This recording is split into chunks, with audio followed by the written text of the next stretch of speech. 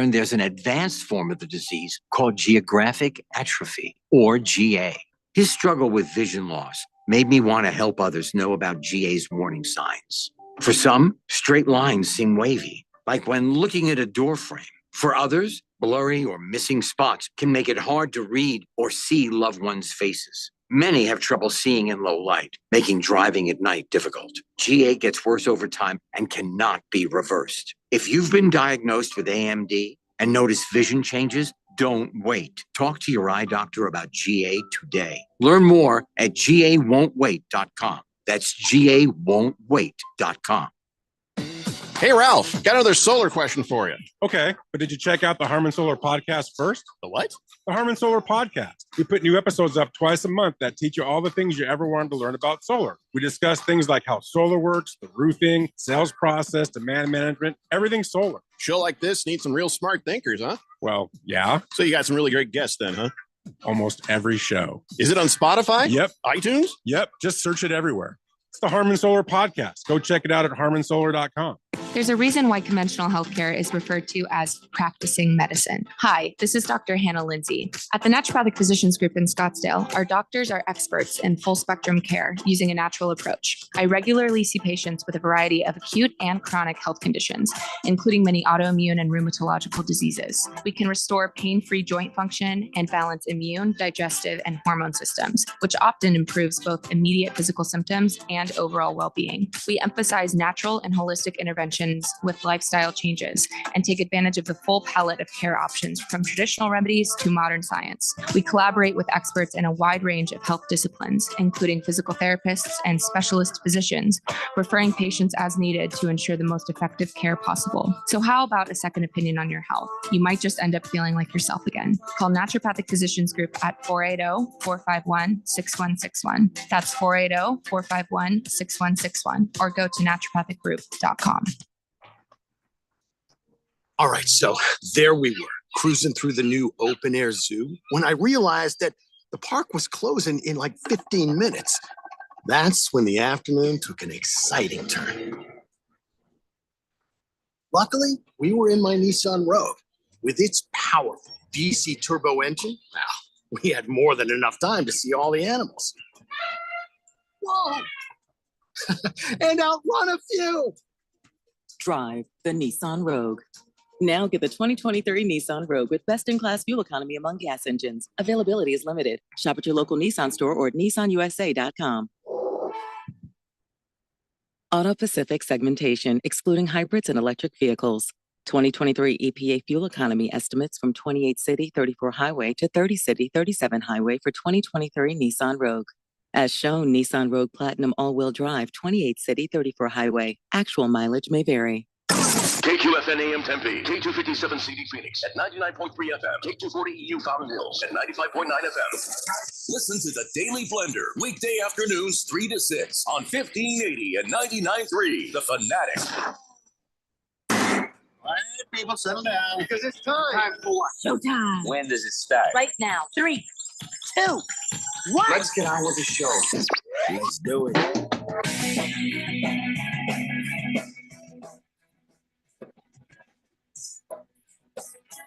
All right, everybody, it's Monday here on the Daily Blender. I'm your good friend, your radio pal, Jeffrey O'Brien, alongside Randy White.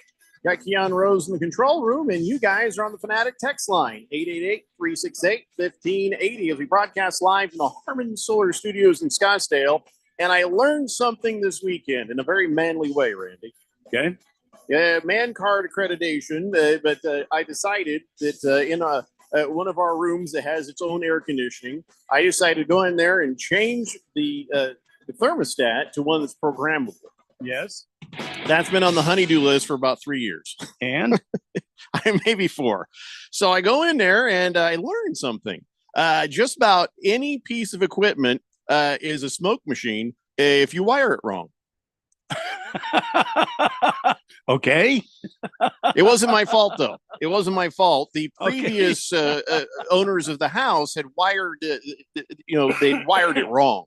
and they used the wrong color wires, so nothing in there was actually the way it should be. Man. Kind of like people in radio sometimes will wire up places, I don't know, like CRC Broadcasting, and not provide documentation, and nothing makes sense, and you have to try to fix it and work around it. Well, that's exactly what happened. But then I had to call a guy. That's like the ultimate just sort of defeat when you have to call a guy. Yeah. And the reason I had to call a guy is because there was a blue wire, but they had scratched it. Like, well, no, we meant this to be the orange wire. There's no way I could know that. And so they stuck the thing where the orange wire goes.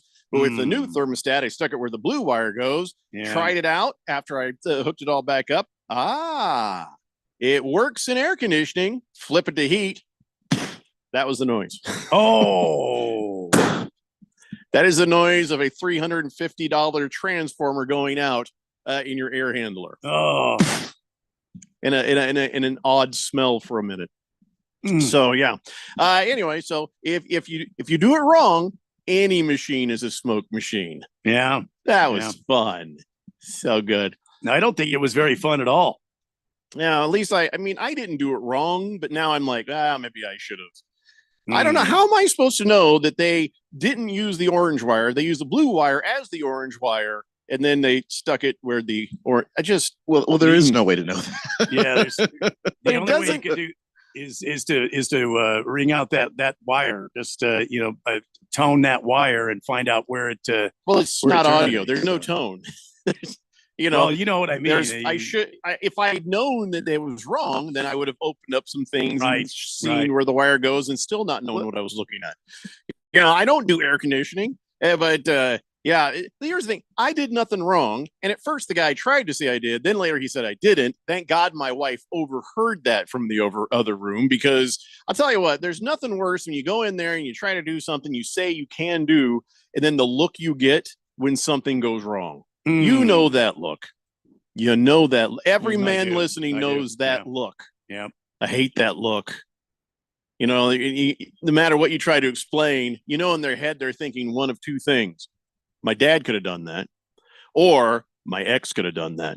That's the thought it's in there. They'll say it's not, but it is. Oh, I know with my wife, for her, it's her dad. Her dad, he could do anything. He could do anything. Anyway, so I can't wait to be that problem for my daughter's husband someday. Even if I don't know how to do something, I'll walk in and go, "Oh yeah, he did that wrong. You should have called me. I could have done it. It's too late now." Oh wow, I don't know. Oh, man. I don't know what you're doing here. Oh well. Okay, so listen, we have a lot of football to talk about. Oh my God, what a weird weekend that was.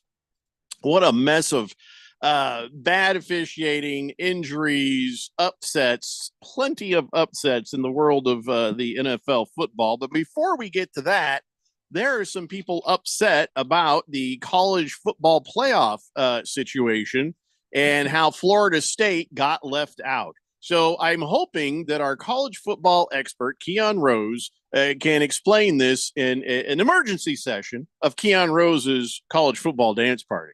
What the hell is going on when an undefeated team gets left out of the college football playoff when there's other teams there who have losses? Explain that to me, please. Yeah. Well, the thing that made that happen is largely, in my opinion, the scheduling. Just Florida State didn't have as tough a schedule as Alabama and Texas, and Alabama messed up everything by winning the SEC title. And there is no way you can put Alabama in the college football playoff and then leave out Texas, who went into their house and beat them by 2 scores, beat them by 10 points. So you're saying they got it right? Yeah, about as right as you could. Somebody deserving was going to be left out. Reasoning based on the fact that you're a Texas fan? No, I don't personally think so. I mean, like, obviously, if I have that bias, it's in there, and it's just in there. But no, I do feel bad for Florida State, but the job of the committee is to pick the 4 best teams. You don't have your quarterback, Jordan Travis. Yeah. And your schedule wasn't as tough. Like, it just wasn't. I don't know what I'm supposed to do with all of the teams that Florida State played.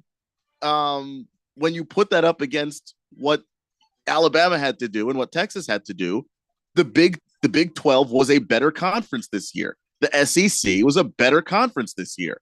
The ACC did not have as tough a conference, and that's why Florida State's out. It was somebody was going to be unhappy. It was going to be Texas. It was going to be Bama. Somebody was going to be unhappy. I'm just glad that they didn't do the worst version of this, where they put 2 SEC schools in the college football playoff, because that has also happened. Well, it is to the untrained eye a bad optic when you see a completely undefeated team with a completely undefeated record sitting this one out and doing some other bowl game that doesn't matter. Stockton Slap says, happy Monday, boys. Had an abysmal fantasy weekend. Okay, we're going to get to that in a second. I'm actually going to put a pin in your text right there because I thought you had something to say about the college thing. Baker's Cocky Hens says, if Oregon won and Georgia won, would FSU have ever made it over Oregon? No. That's the other part of this is like, it's not like they weren't going to make it over Oregon, who would have been a 1-loss champion had Oregon won, because Oregon played a tough schedule too. The Pac-12 was also better than the ACC this year. That's what cost Florida State. It was who they played. They had a really good win against LSU to start the year, but that LSU win didn't age as well as some of the other things. And then, you look down at the schedule and it's, they play Florida. Florida's not great this year. North Alabama, Miami, they're not great this year. I mean, you could go through. Clemson's not great this year. Like, they beat a lot of names, but those names weren't playing their best football this season. Well, that answers that question. Hopefully, is there people going to be upset about this? It's Florida, and I don't care about people from Florida. People are going to be upset about it. And look, Florida State does have a really good football team. With Jordan Travis out there, I'm willing to bet that Texas doesn't make it in if Jordan Travis is still healthy. But that's just the nature of having a committee of people decide who's in a playoff. All right, fair enough. The other thing is Caleb Williams is saying he's not going to play in the Holiday Bowl for USC. That right there is basically a flare gun shot into the sky saying he's jumping in on that draft, right? Because if he were going to hang around another year with USC, he'd have played in the bowl game, right? I mean, that's what you'd think, because it is a good game to build on stuff to move into next year if you're ready to go for next season. Then a lot of coaches like to try new things and all of that in the bowl game. Like, that would be a great place to have Caleb Williams if he were going back to USC. It's not a guarantee, but yeah, it does seem to suggest that he is NFL bound. All right. We'll have more in Keon Rose's college football dance party wrap up tomorrow. But right now, we got to get into some NFL stuff. Now, let me get back to the text line and go back to Stockton Slap, who said he had an abysmal fantasy football weekend. He says, I had Austin Eckler, Justin Herbert, Tank Dell all starting. My kicker outscored all of them combined. Now I need 30 from Travis Etienne so I can, you guys call up Roger Goodell and tell him to fix it in my favor. Thanks. If we had the power to call up Roger Goodell to fix anything, I'm pretty sure Keon would not have had an L this weekend. Big George says, or at least as bad as one, just like maybe make it closer. It was so bad. Hello, gentlemen, says Big George. Happy Monday. Hope you all had a nice weekend. I had a good weekend as my son Cole came home from the NICU after needing to be put on oxygen and CPAP for the RSV. That's right. Cole was born a month ago, and he's kind of kept it quiet because of the health issues, but I guess he's on the mend now, and he wants you to know they're recovering at home, and officially he is 1 month old today. Glad to be back listening to the show and getting back to my normal routine, says Big George. How was your weekend? Well, I'm sure everybody will tell us. It was pretty good, I guess. Fine. Mixed bag. I blew up a transformer, but all right. Pickle D says, I blame whoever was sitting in the booth during that SEC championship game. How did they miss that incomplete pass on 4th down at the end of the first half? Completely unacceptable. One job, you D-bags. And there's going to be a whole lot of that too, because the officiating this weekend across just football, college and pro, not good. Mr. Pringle says, once again, Keon got it All wrong. There is one word answer for the college football playoffs: money. I don't know. Keon's first off, seemed to have a good explanation. Other explanation I've heard has been that team is not the same team because that quarterback is gone. So even if it wasn't about what Keon said, the part about how that quarterback is gone was another explanation they gave, and that was the one that made the chairman of that.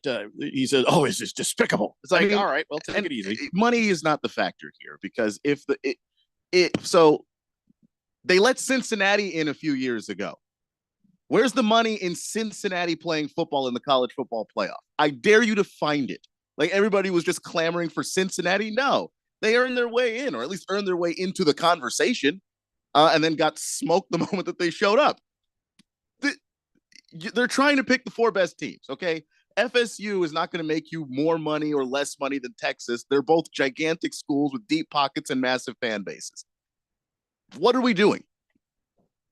Mr. Pink Eye says, question, why are the Cardinals winning? Thought they were supposed to be tanking. Well, I'll tell you why. Because they're bad at many things. Also, players don't tank. The coaches don't tank. It's you're as a GM, you're basically, if you go into the season with a roster that's weak on purpose, you suspect you will lose a lot of games. That's tanking. Tanking isn't asking the players to lose because they're not going to do that. They get paid on how well they perform. We are going to talk about all the football games. Of course, we will start with the Cardinals, but first, because it is, the 14th, the 13th week of the NFL. That means it's my cause, my cleats, and I want you to know that my cleats. You can't. I don't know if you can see them or not, but I'm wearing them. Is for my charity, Chins for the Chinless. People who have weak chins or no chins at all. We try to get money, and there's nothing better than the real thing. So we're trying to make enough money to get people like Jay Leno to donate some chin for people who have no chin. Maybe share some chin, but also some implants. We can do for a while we were the charity was getting chin implants, but we realized we had to stop using the silicone because then it was just like a breast and people kept playing with it, So then we thought, well, if it's maybe we probably should use a harder material. So but anyways, that's my cause, my cleats. Chins for the chinless. It's just so sad when you see somebody with no chin trying to play the violin. Just can't. And then they can't put pillowcases on. So for years, this has been a charity close to my heart. So my cause, my cleats, Chins for the chinless. How about you? What are your cleats there, Randy? What is your cause for your cleats? I don't really have any. Keon, do you have a cause for your cleats? My cause is fire every Commander's coach. I know that it's not exactly one that's going to make society better, but it would make Flames me infinitely happier. I don't know how that works as a charity. It's not much of a charity, except that, we just continue to raise money until that entire coaching staff is fired. And then we'll find an actual charity and give the money there. It's really just for my own personal. Very selfish. Yeah, I know. It is your cause. Yeah, and they are my cleats. Yeah. I'm just trying to help, people who, don't have chins, have a hard time. Chin deficient. Yeah. Can't hold a flashlight when you're working with both your hands. You can't hold a flashlight. No. I got you. You can't strap a motorcycle helmet on. Just this right up to your nose. Right up to your nose every time. Exactly. And the chin is so useful in so many ways. And it's it's just sad that our society overlooks these poor people that don't have chins. The saddest thing I ever saw was a guy who is chin deficient, came up behind his wife and tried to put his chin on her shoulder, kind of like as you nuzzle, and all of a sudden his nose just went right into her shoulder, and she was like, ew. It just like he left a little snot trail. It was just had he had a chin, he wouldn't have slipped down like that. It was just tragic. It's just tragic. I suggest everybody give generously to Chins for the Chinless. Yes, what a great charity, Jeff. Way to go. Keon, you don't need a charity. They're going to fire those coaches. Yeah, it's just going to be at the end of the year. It's going to be at the end of the year. I just personally am a fan of if you're the new owner in town, you can send a message about what is and isn't acceptable, and like that's not. I have a feeling he's going to send a message on Black Monday. Oh, I'll be probably not sleeping. I'll be like a kid right on Christmas, just waiting. Oh yeah. I wonder who your next coach will be. Frank Reich. Well, you got Carson Wentz after. So it only makes sense. I'm so sorry. Mr. Pink Eye says, what about Liberty? They finished 13-0. When's the last time college football finished with 3 unbeatens? Yeah. Liberty had an impressive year. They're not one of the 4 best teams in the country, though. That's the reason why the record is not the only thing you consider. Yeah. I mean, that's why you have human beings decide this stuff. CK says, good afternoon, fellas. Keon or Randy or, well, whoever decided to come to work today. Beer me, please. The committee members are a bunch of clown shoes. Niners dominate on the way to the number 1 seed. Hit me with a foghorn, Randy. That's a lot of stuff in one text, CK. You need to pace yourself. He wants a beer and he wants a foghorn. He wants a foghorn, too. Fifth letter says, Jeffrey, you're out Friday, but just a reminder, my 3-leg for Thursday night hit. I was wondering about that yesterday. He says, I got another good 3-legger cooked up for tonight. Good for you, fifth letter. So if it hit for you, it hit for anybody who did it. So, hey, that's nice. Listen, I'm not a gambling expert. I don't think, anybody among us would put the word expert next to us. I think we would think that about against the spread, but congratulations on that. I mean, hell, if I could tell that was a good bet, that was a good bet. Mr. Pink Eye, I read that one. Stockton Slap said, Jeffrey, you blew a transformer this weekend. Transformer, not a trans. Big George says, Jeffrey, is Jay Leno the chairman? No, I wouldn't put him in charge of anything. He can't be trusted.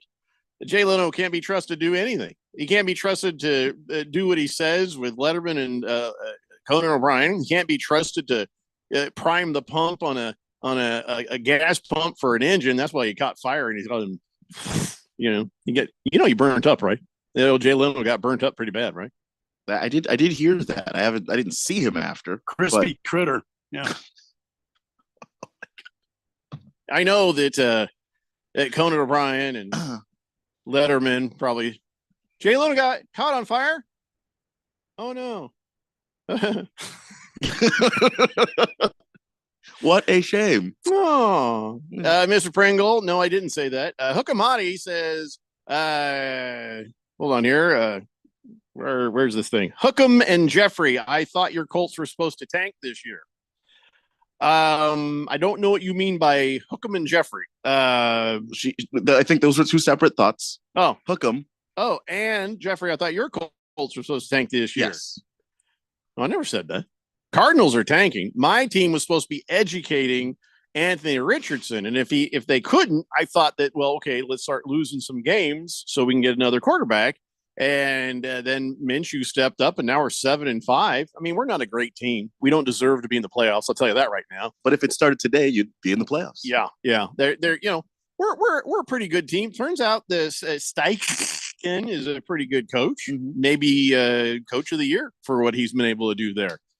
He's done a lot with very little, to be honest. So I don't know. I don't know what to make of any of this, to be honest. Watching that game, I didn't feel great about it. Anyway. Walter Mellon says, Jeffrey, where can I donate to Chins for the Chinless? It's tough to see a grown man or woman not be able to fold a towel. I'd like to do my part. So I'm saying it is painful. It is painful. Chosen One says, good afternoon, gentlemen. Has Randy had his breakfast pizza yet? Oh, we better go to break. It's a Daily Blender here on 1580, The Fanatic. This is Brent Musburger's Action Update on 1580 and 99.3 The Fanatic. Take the guesswork out of your holiday gifts. OmahaSteaks.com for 50% off site-wide and save an additional $30 with promo code VSIN.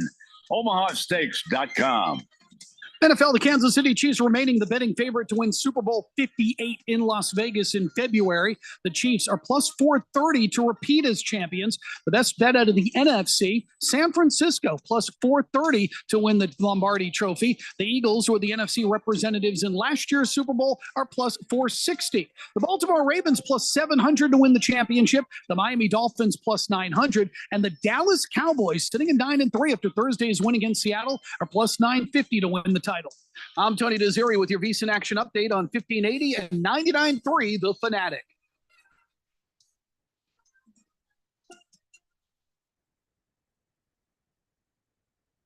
This time of year, big box tool stores start to sell a whole bunch of not tools, from dancing Santas to plastic trees. At Northern Tool and Equipment, we'd rather sell you a 4-horsepower chainsaw fitted with a full chisel chain to cut down your own tree. And we have wood chippers come January, because mulch. We're cutting prices on your favorite brands this holiday season. Save on Milwaukee, Steel, and Lincoln Electric in-store or at northerntool.com. Grand Canyon University basketball is back for another exciting season. After advancing to March Madness in 2 of his 3 seasons as the head coach, Bryce Drew brings a team to the court this season, picked to win the conference once again, and led by first-team All-WAC selection Gabe McLaughlin and WAC preseason Player of the Year Ray Harrison. Check out the schedule at gculopes.com to find matchups with San Francisco, DePaul, Liberty, and last year's national championship runner-up, the San Diego State Aztecs. Join me, Michael Potter, and Lopes insider Paul Coro all season long right here on The Fanatic, the home of Lopes basketball.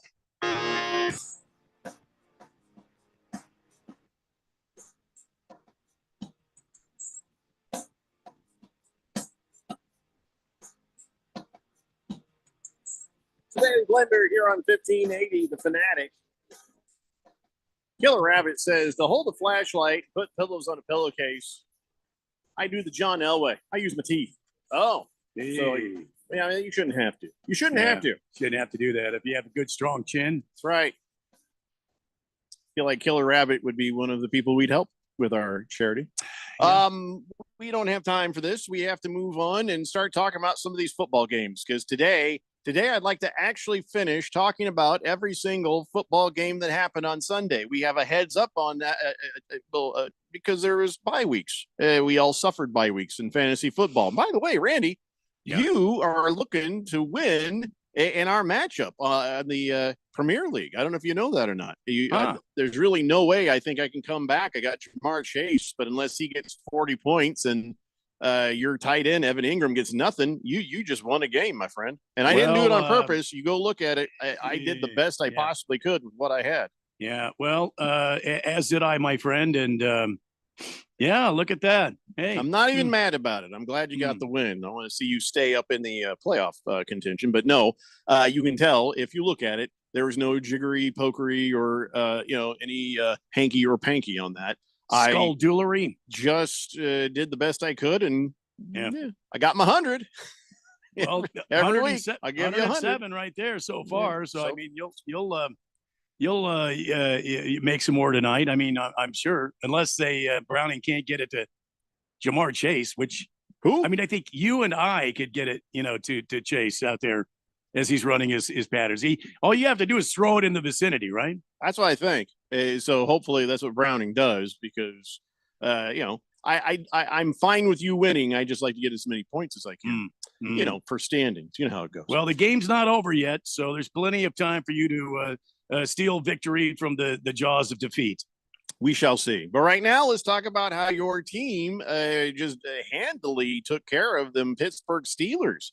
What a weird mess of a thing that was, right? The game was messy. The weather was messy. Yeah. It was on again, off again, on again, off again. And you ended that thing 24-10. I tell you, after that first half, I figured this was the way it was going to work out for your Cardinals. But you beat the 7-4 Steelers, my friend. Well, I mean, I don't know if we won or the Steelers gave us the game, because, I mean, if you look at the stats, it looks as though the Steelers just weren't up to playing football. And then, small hands McGee, he got taken out of the game. They had to bring in Mitch, the Hall of Famer Trubinsky. And, that didn't help anything. James Conner had a terrific day rushing. I think he had something he wanted to prove to the people Sure he of did. Pittsburgh, and see what you could have had. That's that sort of thing. So on the shoulders of James Conner, there was 2 touchdowns right there. And then Kyler, he didn't have a great day. He only passed for 145 yards, but he had a touchdown. He threw that one to Trey McBride, which was a pretty little pass. But I thought it was funny that he kept getting swatted down at the line, and the announcers came close, but I could hear him stop himself. He's like, "Oh yeah, Kyler Murray, he's the most swatted down quarterback because he's." Well, he almost said because he's short. He almost said it. Yeah. And I'm like, I told you so. Which is weird because, if you look at the numbers, Kyler Murray is actually one of the least swatted quarterbacks. Really? Yeah. Well, the guy said he was one of the most. That's the thing. People say it a lot, but that's not what anybody who tracks that particular stat. That's not what they say. So I believe the guy on TV. I don't believe you. Okay. Just last season, he was last. It supports my beliefs. Well, what is he this season, though? Maybe this season he's getting swatted down most. He just hasn't played a lot, so I don't know that it. Well, there's another reason. Last season he didn't play a lot. So there. No, this season he hasn't played a lot. So Kenny Pickett got a broken ankle in that game. Small Hands McGee had surgery for, I guess, I didn't know, a high ankle sprain is what I thought they said it was. But I guess not. So he's gone for the rest of the season, I would imagine. I don't think he's going to be now back. The Hall of Famer Trubinsky is going to have to come in and save the Steelers season. Unbelievable. So bye-bye, Steelers. Bye-bye. Anyway, so in your game, though, you had it under control. James Conner, you're right. He said it was the emotions were going, and he wanted to do his best, but he's had an interesting history, and I forgot about the fact that James Conner had cancer. In the past. Yeah. Totally forgot about that. But he did great, and Kyler Murray said this is a huge win. Well, Kyler Murray says a lot of things are huge. To him. Yeah. Well. Yeah. To him, everything is a huge thing. But exactly. He's 61% on the passing. Right now, so far since he's been back these 4 games, I guess not too bad, not too good. I mean, it seemed like the Cardinals were, a very efficient team. They were able to do quite a bit with not as much. I mean, they only had 132 passing yards, and the Steelers, they only had 187 passing yards. So. It sure wasn't an air show, but I think that you blame that kind of on the environment too. I mean, they had 2 stoppages of play because of severe weather. Did you see that rain coming down? Wow. Yeah. It was the lightning is why they send everybody off the field and out of the stands. But I always thought when they went to the locker room, I thought, well, okay, now watch what happens. They'll come back and they'll lose momentum. And then the Steelers will come back. But Cardinals, even after 2 different stoppages, they just came back and picked up right where they left off. So, right. Hey, to your credit. TJ Watt's not happy. He's, of course, saying that there was a lack of holding calls. He says, I think the NFL's got something against me. He says, I don't know. The NFL has something going against me, so I don't want to talk anymore negatively towards them. But I don't know what I did, but I'm just going to leave it at that. He thinks that there's a conspiracy that they're not calling holding against the offense. Oh, boy. Because he's there. He's got something to do with it. I mean, I don't know, but he does get held, and I don't just mean in this game. I mean, just in general, he does get held a lot, and it doesn't get called. But I just wonder if that's just a function of we can't call him every play, TJ. Just the game would be unwatchable if you called every single hold. Well, yeah, and the game is unwatchable a lot of the times when the Cardinals play. But what's your point? Sorry. Sorry, I got a little lost in my thoughts there. TJ Watt, I'm not saying he has a point in terms of there being a conspiracy, just that he does get held a lot and it doesn't get called. So now the Cardinals are 3 in everything. You've won 3 games. 3-10. So that of course to me is a surprise, especially the Steelers. We never felt like that their record reflected their play, and it's just a testimony to Mike Tomlin more than it is anything else that they are 7 and well, now 7-5, and he'll survive the season more than likely above 500 because that's what Mike Tomlin does. But this is a surprise. The Cardinals to be winning this game for a lot of reasons. There's a lot of reasons, and one of them is you probably didn't want to. You shouldn't have. You shouldn't have. When somebody gives you a gift, oh, you shouldn't have. That's what Bidwell's probably thinking. Oh, you shouldn't have.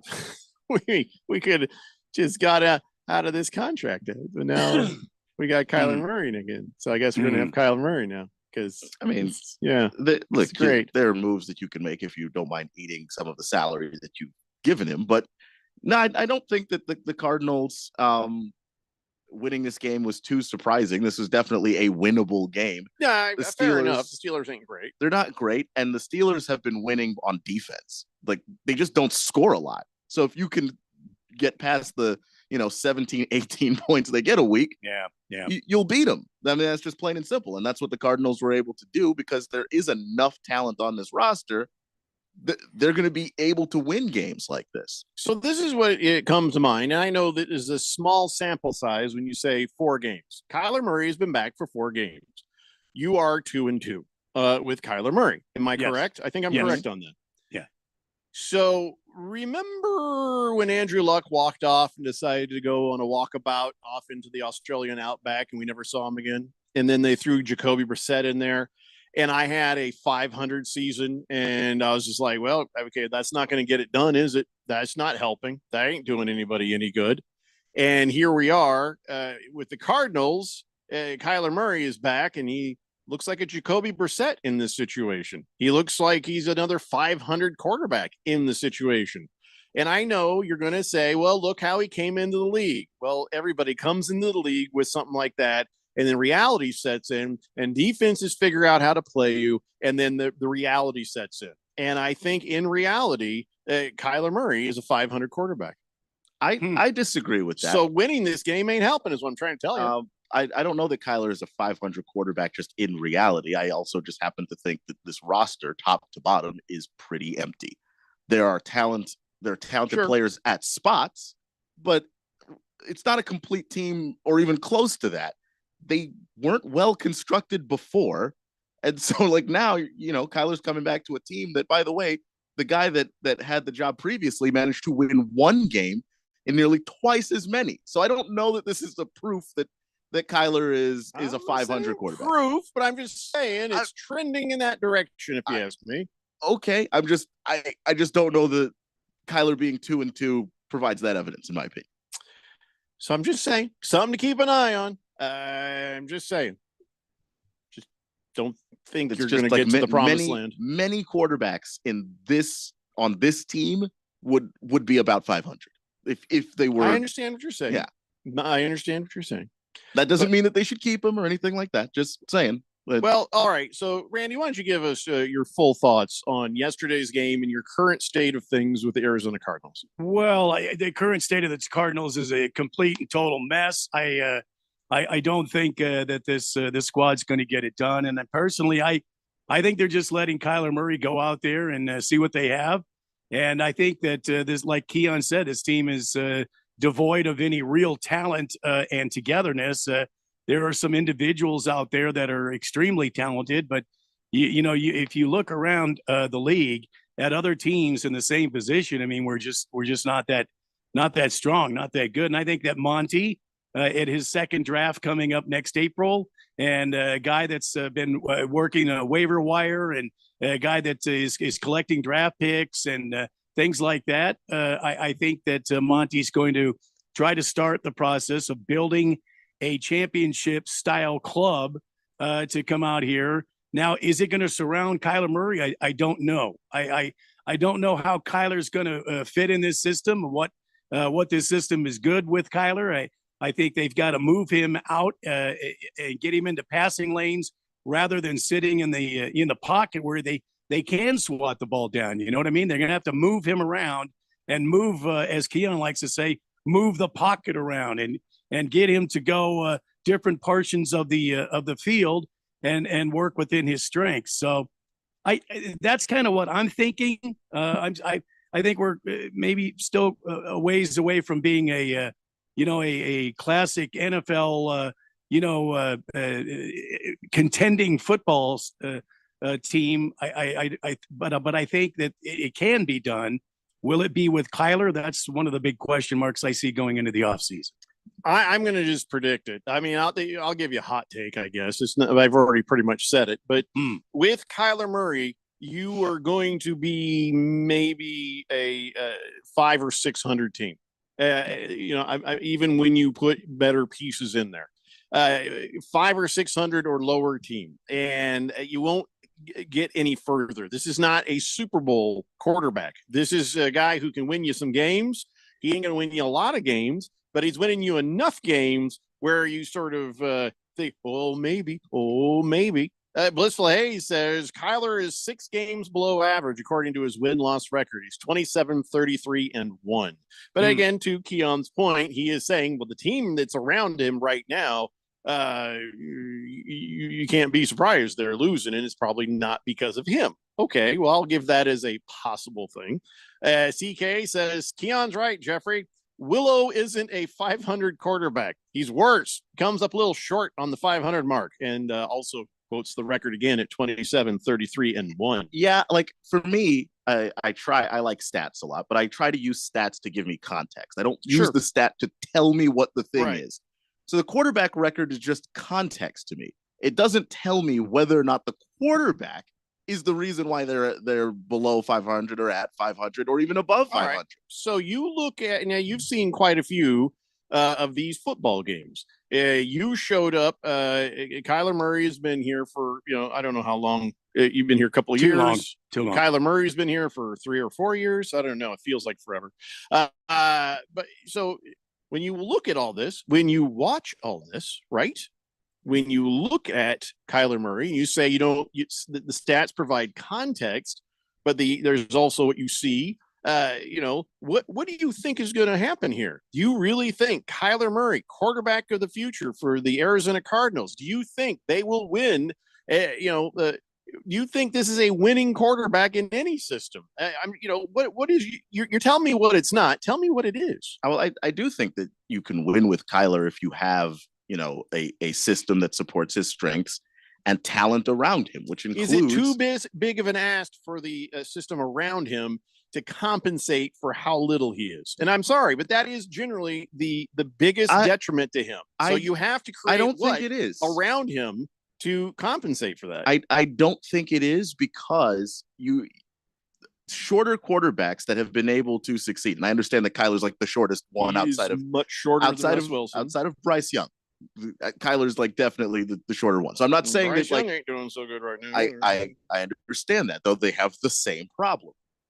If you're going to say to your quarterback, go out there and win some games despite your height and a bunch of other things, and you need to do it from the pocket, what you need to put an offensive line in front of him that can actually give him lanes to look through so he can throw the football. If you don't have that, you are asking too much of that person.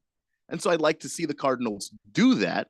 And in addition to adding some things with scheme, because I just thought Cliff Kingsbury was an idiot with how he did like everything. So it just made it really hard to figure out how much of the problem was Kyler, because I do think some of it was him. I don't know. I think Cliff Kingsbury's, fruit slices and juice box was pretty strong. I mean, yeah, he was the best team mom. Good point. Good point. Had the minivan ready to Navy go. Brad's he's okay. Yes, I know, and we're working on that. He told me not to read his text, so I'm just answering his text. CK says Willow's had a ton of talent at wide receiver and at tight end position. No excuses. Well, he's had a ton of talent. I would say that. He had DeAndre. He had Green, which was like having a rock out there. Yeah, or it's like having Jerry Rice now. Like AJ Green was a great receiver at one point. It just wasn't when he was here. Well, the thing is, CK, you're right and you're wrong. You're right about the talent he's had, but you're wrong because what Keon has pointed out is that's not the talent that was the problem. The talent was the O-line. That's what he's saying. So Thunder Snow says, so why are the Cardinals in this mess? Huh? Steve Keim, that's why. Well, he was a major problem because he drafted poorly. True. And all right, 602 Pats fan, I'm going to get back to your text when we get to that game. Okay. So what we got to do is take a break. And when we come back, we got every other NFL football game to talk about. It's weird. You feel like the Cardinals just lost, but we just kind of celebrated a win for them. I don't even know how to. Sorry. Well, Randy. I definitely think there are some people out there that now that the Cardinals are officially locked into that third spot right now, would have preferred them to hold on to the second spot because you got Caleb Williams, Drake May, and then are there some other first round talent quarterbacks? Yes, but they're lower. It's not too late, Randy. It's not too late. It's the Daily Blender here on 1580, The Fanatic. Kevin Harlan here from Monday Night Football on Westwood One. Join me and Hall of Fame quarterback Kurt Warner from Jacksonville when the AFC South leading Jaguars host the 5-6 Cincinnati Bengals. At 8-3, Trevor Lawrence and the Jags are in the mix for the AFC's top seed and looking for a third consecutive win. Don't miss all the action on Monday Night Football. Right here on 1580, The Fanatic. As the weather gets colder, the NFL offers Stay Hot on FanDuel. Right now, new customers get $150 in bonus bets with any winning $5 moneyline bet. That's $150 if your team wins. If you've been thinking about joining FanDuel, there's no better time to get in on the action. The app is so easy to use. There's a wide range of betting options, spreads, player props, over-unders, and more. I like putting parlay bets together, hammering the overs, and anytime player touchdown bets always have me on the edge of my seat. So if you're ready to do the same, visit FanDuel.com/win and kick off the NFL season. That's FanDuel.com/win. FanDuel, official partner of the NFL. 21 plus and present in Arizona. First online real money wager, only $5 pregame money line wager required. First online real money wager, only $10 first deposit required. Bonus issued as non-withdrawable bonus bets that expire 7 days after receipt. See terms at sportsbook.fanduel.com. Gambling problem? Call 1-800-NEXT-STEP or text NEXT STEP to 53342. Liberty Mutual presents How to Be the Life of the Party. Okay, first turn the music off. Then ask for everyone's attention. Now, tell them that you customized your home insurance with Liberty Mutual and saved hundreds. Boom! Now everyone knows you're not just a pretty face. You have some brains inside that face that know how to save hundreds on home insurance. Woo!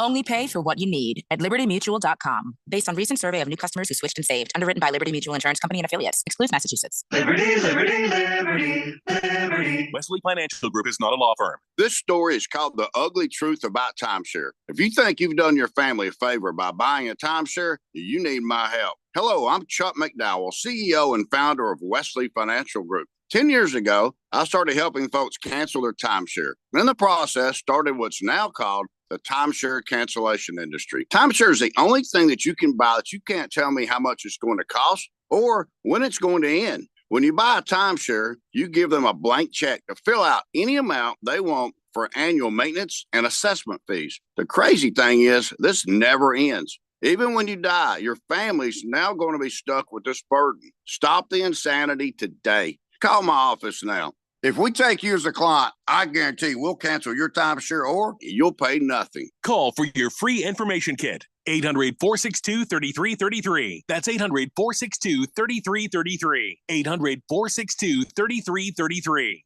For the latest from the world of golf, tune in every Saturday morning from 6 to 8 for the Golf Shop Radio Show, presented by PlayGolfMyrtleBeach.com, the golf capital of the world. Hosts Mark Greenhelch and Matt Blanchard talk golf from tee to green and everything in between. If you like golf, you're going to love Golf Shop Radio. Before you tee up, drop on in. Welcome to the Golf Shop here on 1580 and 99.3 The Fanatic. Hi, I'm State School Superintendent Tom Horn. My biggest priority is for Arizona students to be more proficient at reading and math. That's why I'm making $40 million available to offer one-on-one tutoring for elementary school students in Arizona public and charter schools who did not test proficient. This program will offer more income for participating teachers, which they deserve. Visit azed.gov. Sponsored by the Arizona Department of Education. Hey, Jeffrey O'Brien here. And listen, Phoenix has had over 53 days of 110 degree plus this summer. This last July alone, we had 30 consecutive days of 110 plus. And this summer heat might just be the new normal for summers here in Arizona. What you need to do is call Harmon Solar today. Harmon Solar could save you over 80% off your electric bills. They're a locally owned, family-owned company. Call Harmon Solar for a free estimate. 800-281-3189. That's 800-281-3189 or go to harmonsolar.com. So, what's your favorite thing about sports? The excitement, the action, or the 5-meat pizza and the six-pack? Bingo. That's what we thought. 1580 and 99.3 The Fanatic, and always on at 1580thefanatic.com.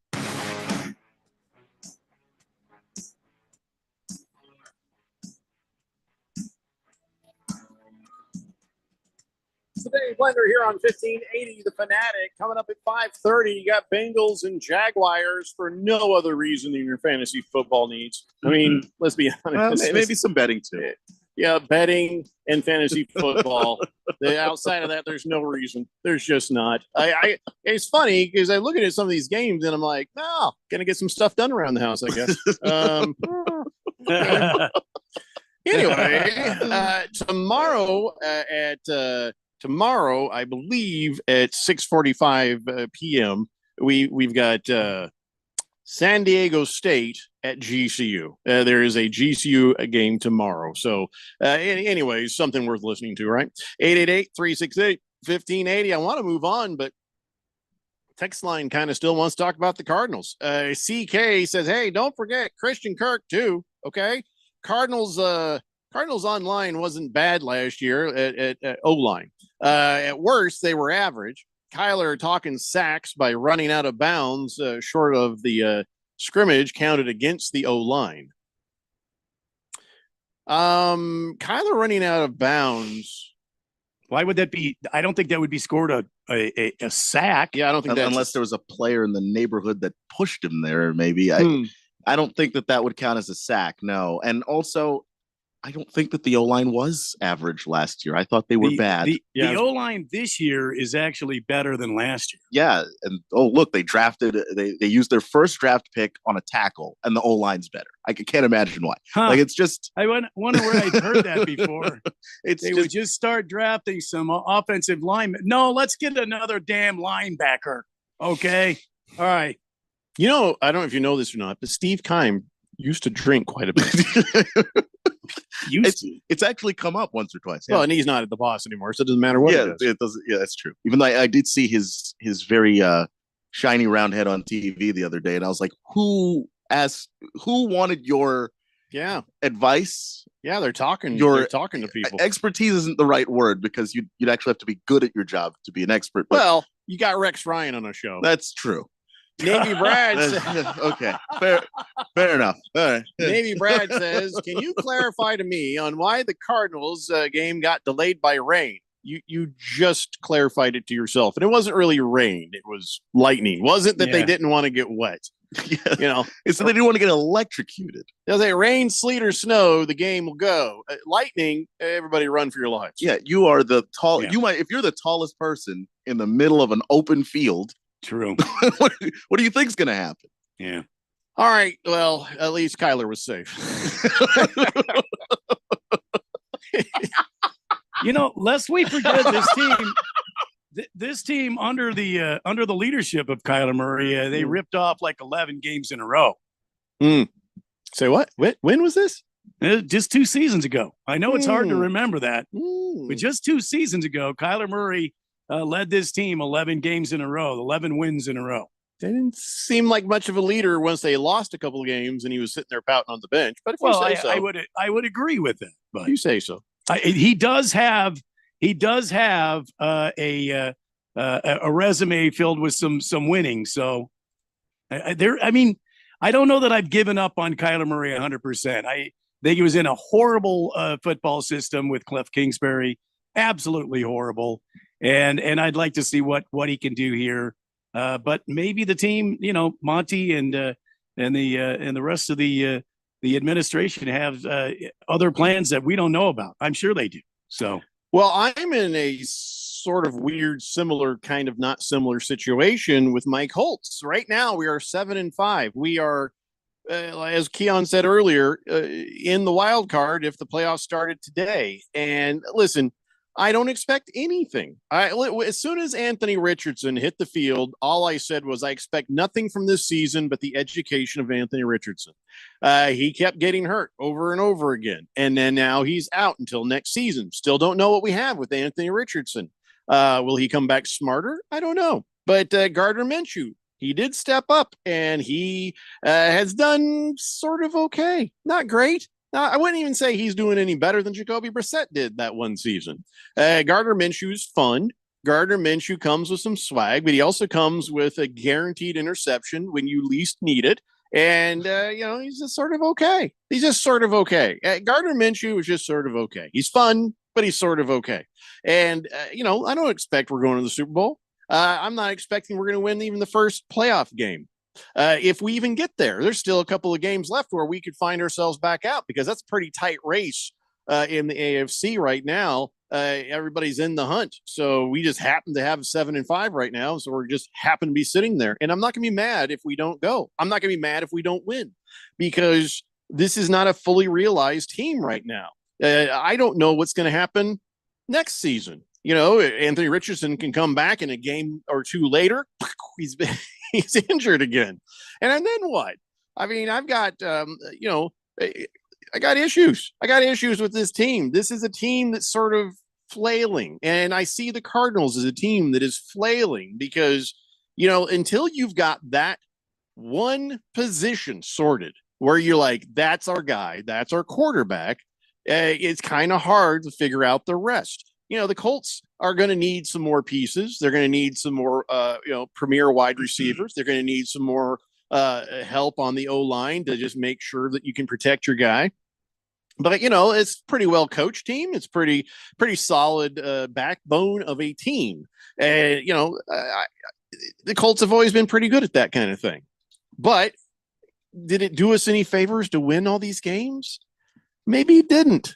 Maybe it didn't. I mean, you always want to win. You want to try your hardest to win. I mean, as much as we say the Cardinals should be tanking, okay, you're not doing yourself any favors by winning these games, but you're a man, you're a bunch of men. And of course, as Keon said, the players aren't there to tank, and neither are coaches because the thing with coaching. No, let's talk about Patriots a little bit. Okay, well, let's take Bill Belichick and put him off to the side because Bill Belichick has won so many Super Bowls. He's earned himself whatever it is that he wants to do over there, whether he's tanking or not.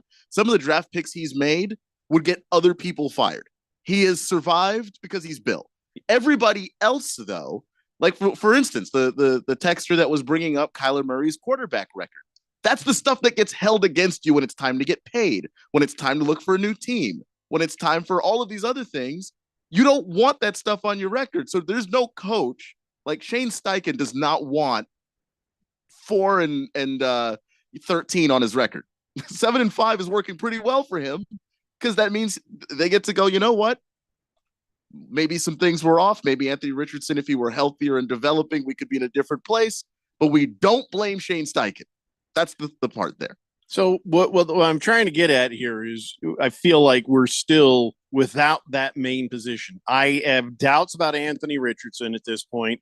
I mean, hey, if he comes back and he does great, thumbs up, I'm happy. But if he comes back the same guy, the same result is going to ensue. And then I've got to sit there and go, oh, goody, another season with Gardner Minshew. All right, whatever.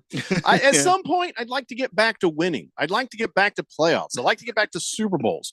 Randy, I'm sure would like the same thing. And I'm sure it's just like you saying that with a Cardinals fan and a Commanders fan on this show is just a little hard to hear you talk about getting back to winning. Like your drought. What drought? Yeah. What drought? We have a 7-5. What drought are you in the middle of? We have a Super Bowl more recently than either of you. Correct. Still, I just see some parallels between 3 and 10. I see parallels between the Colts and the Cardinals. Parallels, not exact. You mean polar opposites? You mean like one's All a right. full high res photograph and the other side is the complete negative of that photograph. Right, everybody wants to win as much We as they have can. the same problem, is what I'm saying. Sort of. Do we? Do we? Okay. Well, Well, we it's don't, a- yeah, the it's a- quarterback is a question mark, and that's the biggest problem we have, both sides, because Kyler Murray being 3.5 damn feet tall, playing with the players he has right now, you're not going to get anywhere. My team playing with, trailer park magnificent Gardner Minshew, not going to He's get a us damn anywhere. American treasure. My point is, you're stuck with a quarterback because you overpaid him. We're stuck with a quarterback because we tanked for him. Now what? We're both in like sort of what? Now what? Now what? And there's no good free agent quarterbacks coming down the pipe anytime soon. Not really. So neither of us have done ourselves any kind of a favor with our situation. I don't know why I got on this rant. We were just supposed to talk about the games. We just got hung up on the Cardinals. A lot of people were texting in about it. When we come back, we'll get back on track talking about the games. Tiger Paws, 602 Pats fan. When we get to those games, I'll get to your text too. Hey, here we go, kids. Hour 2 is next. It's the Daily Blender here on 1580, The Fanatic. What's for dinner? Burgers? After last week, no thanks. Avoiding foods due to fear of diarrhea, gas, bloating, stomach pain, or loose, oily stools? It may not be just stomach issues. It could be EPI, or exocrine pancreatic insufficiency. EPI can cause uncomfortable symptoms because it's a condition where the pancreas doesn't release enough digestive enzymes to break down food. But EPI can be managed. Use the symptom checker on identifyepi.com and talk to your doctor about your symptoms. That's identifyepi.com. Sponsored by AbbVie. When it comes to covering the high school sports scene in Arizona, AZ Preps 365 has all the answers. Every Saturday morning from 8 until 10, they break down games, interview the newsmakers, talk with coaches from around the state, and stay up to date with what's happening with prep athletes and breaking news from the Arizona prep scene. It's AZ Preps 365, 8 till 10 Saturday mornings on 1580 and 99.3 The Fanatic, and always on at 1580thefanatic.com. So what did the doctor say? He said I might need surgery. Wow, it's that serious. Well, we won't know for sure until I talk with the surgeon, but I'm lost. This is all new to me. The decision to have surgery isn't easy, but neither is living with pain.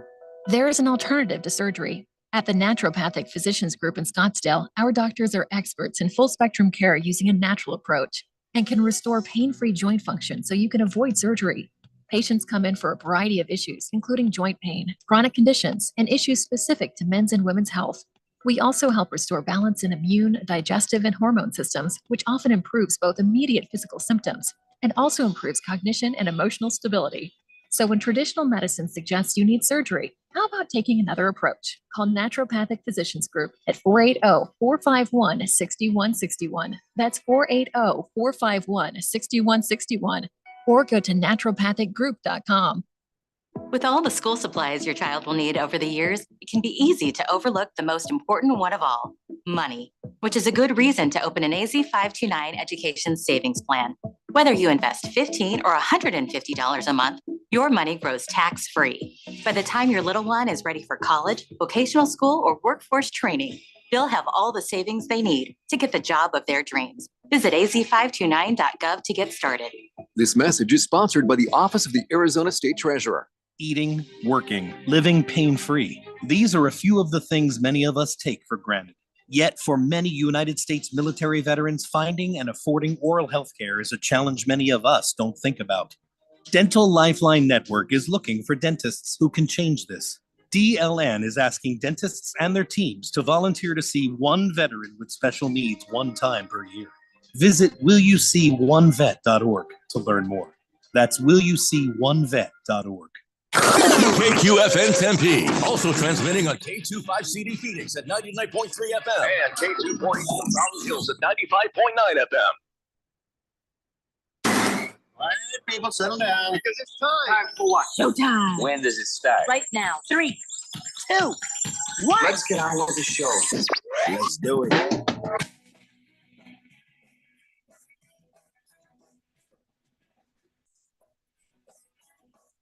All right, everybody, it's 4 o'clock here on the Daily Blender. I'm your good friend, your radio pal, Jeffrey O'Brien, alongside Randy White. Got Keon Rose in the control room, and you guys are on the Fanatic text line, 888-368-1580, as we broadcast live in the Harmon Solar Studios in Scottsdale. And all right, so we have had an entire weekend of football, and we are ready to talk about said football games that have happened. We're going to talk about the actual games, even though we went off on a tangent on the Cardinals and the Colts and all that stuff. So we will now talk about all the games. And yes, my Colts did beat the Titans. Who cares? Yeah, I mean, I'm sorry. It just, took overtime to do it. And all right, that's great. I don't know. Somebody else want to comment on this? Because, I'm watching it. I'm pulling for them. And I've kind of felt like it didn't ever need to go to overtime, but whatever. But anybody have any? Did you see the game? Anybody care about the game? I didn't. I didn't even care about the game. I didn't get a chance to see the game. No, I was just I was happy for my pal that his team got a win. So I was congratulations. Surprised. Very surprised. I thought when in overtime, I was like, well, there goes. Especially when the Titans got the ball first. But they blew it. So, okay. Cool. I will say a cool thing that happened in the game was when Will Levis threw that interception, immediately knew it was a pick when he threw it. It just felt bad all coming off his arm. And he made the tackle and forced a fumble. Just got it right back. I've never seen anybody do that before. It's not what you want your quarterback to do, but Levis is kind of a brute. That's a big guy. That's a guy. He's not screwing around, is he? No, he's one of the things that people were worried about him was that he was a weight room warrior. Like he was just he can bench a lot, he can squat a lot, he can lift a lot, but how good of a quarterback is he? But every now and then the bench room, the bench press shows up on the field, and that was pretty cool. Yeah, I gotta say respect for Levis, but he ain't that good. And he's pretty bad. The whole situation with how we won the game, we didn't win the game on the arm of old Gardner Minshew. Colts won the game on the back of special teams twice on a punt. One was a block punt. The other one was the dude just got to the kicker before he could even start to kick. That's why they didn't call that a block punt, and they didn't call that roughing the kicker, because the guy hadn't even put his leg back to kick. That guy came around that corner on him so fast and just took him out. So that was a tackle. It was not roughing the kicker. And of course, both those things caused fumbles. Both those things were scooped up and taken in. And so yay, special teams, but wasn't like my offense did the damage. They did okay.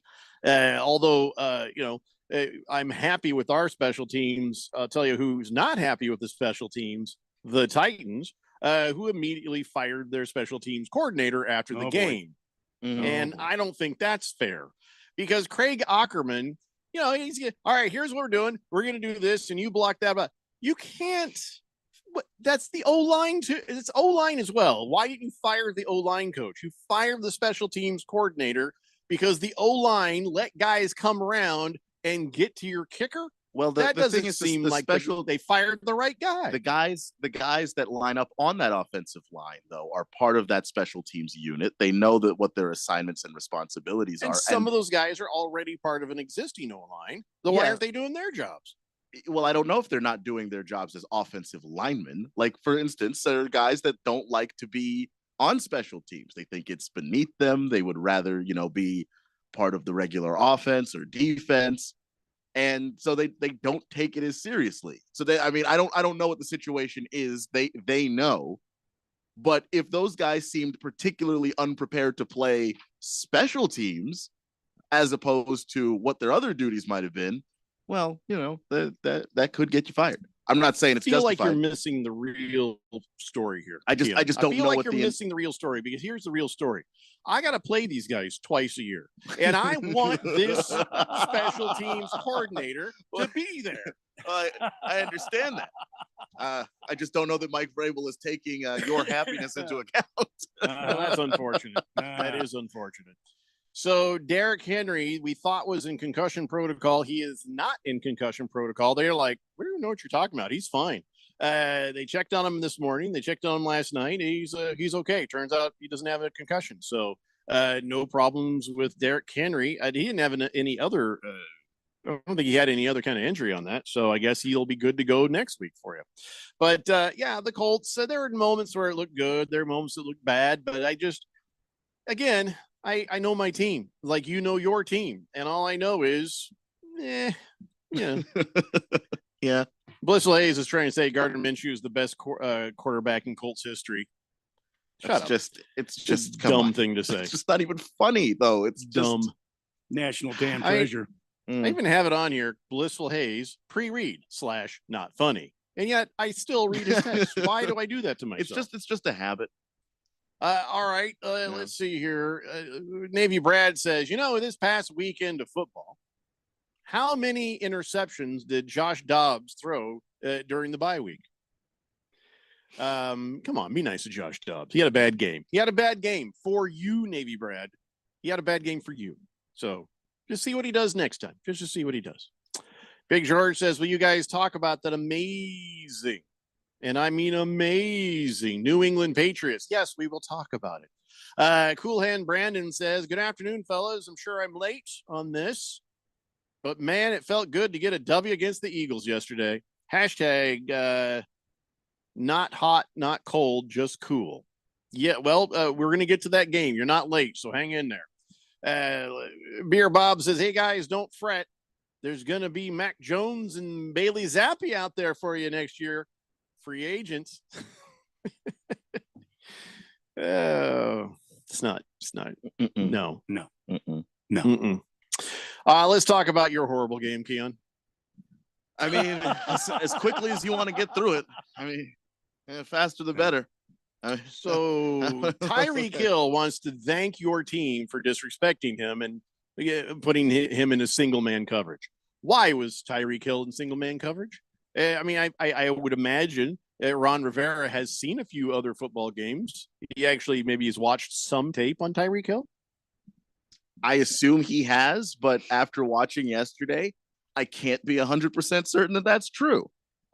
They certainly coached like they weren't familiar with what the Dolphins wanted to do, which is wild. Also, they've spent way too much time this season in man coverage. And then the one team you should have man coverage for, that is to leave Tyreek Hill alone on an island. I have no words. Well, the words are 78-yard touchdown reception and right there in the first quarter. That was one of them, yeah. And that was a good throw. Tyreek said afterwards he actually ran the wrong route. But Tua put it in the air and left it with enough air underneath. He was able to adjust to the football, and he had scorched the defense so bad he was able to adjust and still catch it and score a touchdown. So what do you do? What do you do? Not much. Yeah, because I mean, just wait till the end of the season. It's 4 more weeks. Taking so long. I don't know. I mean, I get through the month. Drink heavily. I drank heavily during that game. I actually don't remember the fourth quarter. So you're better off because it didn't get better. Part of it was every time the Dolphins scored, I took a drink. So that was. Oh my God! You must have gone to the hospital. 45 to 15. I didn't go to the hospital, but I did wake up hours later. Hey, good news! You're going into a bye week. You have a bye where I assume they will also lose the bye week. Hey, Randy, good news. The bye week coming into the bye week. Going into a bye week. Going into a bye week. Yeah. Oh Lord. I'm actually speechless. Like I don't know if I can express how absolutely shocked I am that this team is as unprepared as they are in the 4th year of Ron Rivera, who did say at his opening press conference, give him 3 to 5 years and he was going to build a winning culture. Haven't seen it. And he just sorted how many years he'd have to work there to pay off his house. Yeah, something. Because, man, I understand they couldn't make a change before the season based on the timeline that they had, but this is rough to watch, and I'm kind of done. I'm just done. Well, this is interesting because Sam Howell had 127 yards passing. Tyreek Hill had 157 yards catching. Oh, wait, they're on different teams. I just wanted to point out that your quarterback was better on the ground than he was in the air. A couple of touchdowns there, quarterback sneak, a little this, a little that. He did get sacked 3 times. And I'm just saying all these things off the stat line just to see your face do that. Well, no, I didn't have a reaction to it. I've noticed one thing with Sam Howell, and I think that defenses have started to pick up on this. He's not great against the blitz. He he either does not see it, doesn't make his adjustments at the line to protect himself. I'm not entirely certain because I don't know the play calls myself. But when teams just bring that extra pressure, it throws him off, and it takes him a quarter or two to adjust, and that you just can't have that in the National Football League. So I'm still interested in what Sam Howell can be. I'd like to see them try and develop him and see what's there. But the more they lose and the closer they get to the top of this draft, the harder it's going to be to say no to any quarterback that might be sitting there. Mm-hmm. Well, I'm sorry for your loss. That's all I guess all I can say.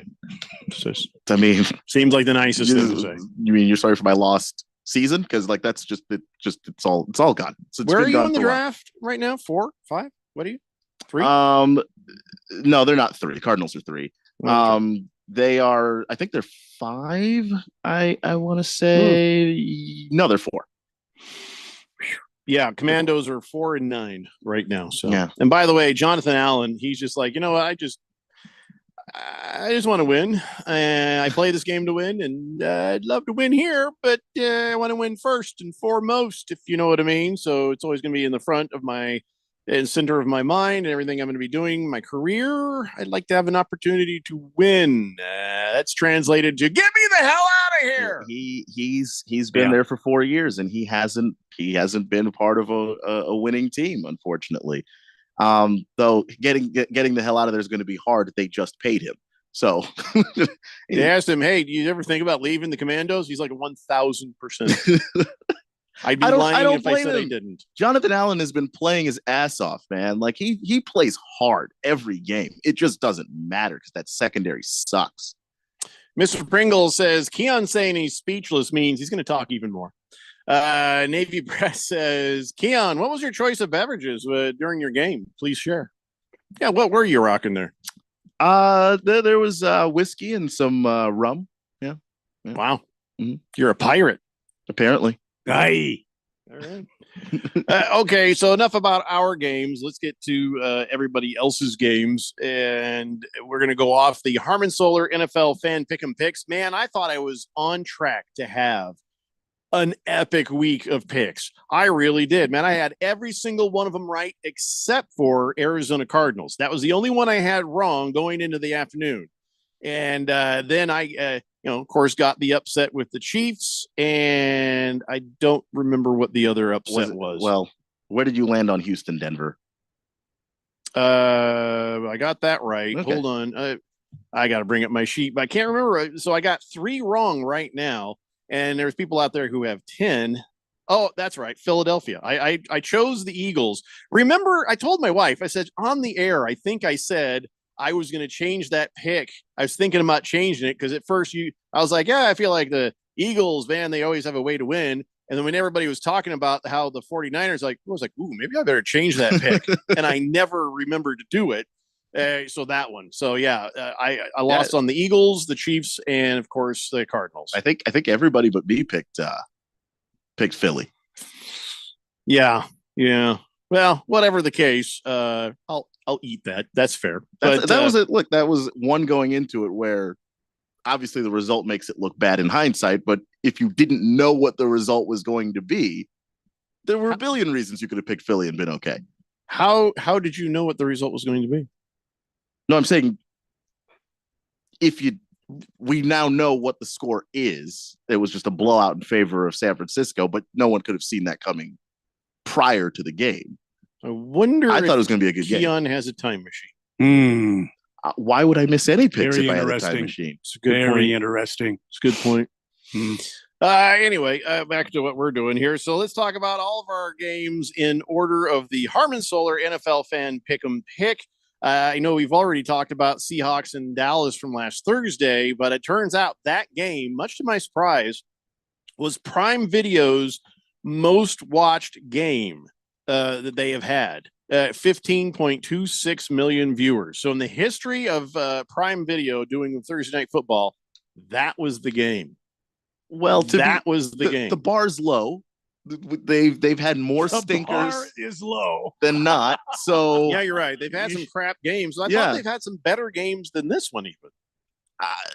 I mean, maybe, but with where we are in the season, the stakes are a little high for both of those teams. Dallas obviously is trying to, get to the top of the NFC, and Seattle is trying to be in the playoff race. Just hang around and see if they can make it and get hot at the right time. So with both of those fan bases and how many of them there are, yeah, it kind of makes sense to me. The other thing, Shaquille Leonard, a guy who used to play for the Colts, he had been injured and he hadn't really played that much. And I don't know why the Colts had forsaken him. I figured, he had earned the chance to work it out, get some more playing time, and, try to get back to being Shaquille Leonard that he was before. But they let him go. I think he asked to be let go. They're like, okay, you can go. And they're just being cool with him. And he had to make a decision. Was he going to be with the Cowboys or would he be with the Eagles? And I think that mobster who stands on the sideline next to Sirianni threatened him enough that he has decided to join the Eagles. I'm pretty sure that Teamster had something to do with it. We'll get to him a little later. But yeah, so Shaquille Leonard has joined the Eagles.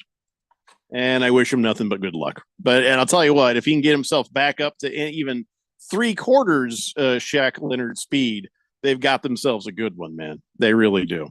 All right, so let's start right away with Chargers manufacturing an offensive game like no other. Barn burner, this one. Able to shut out the Patriot way. That's right.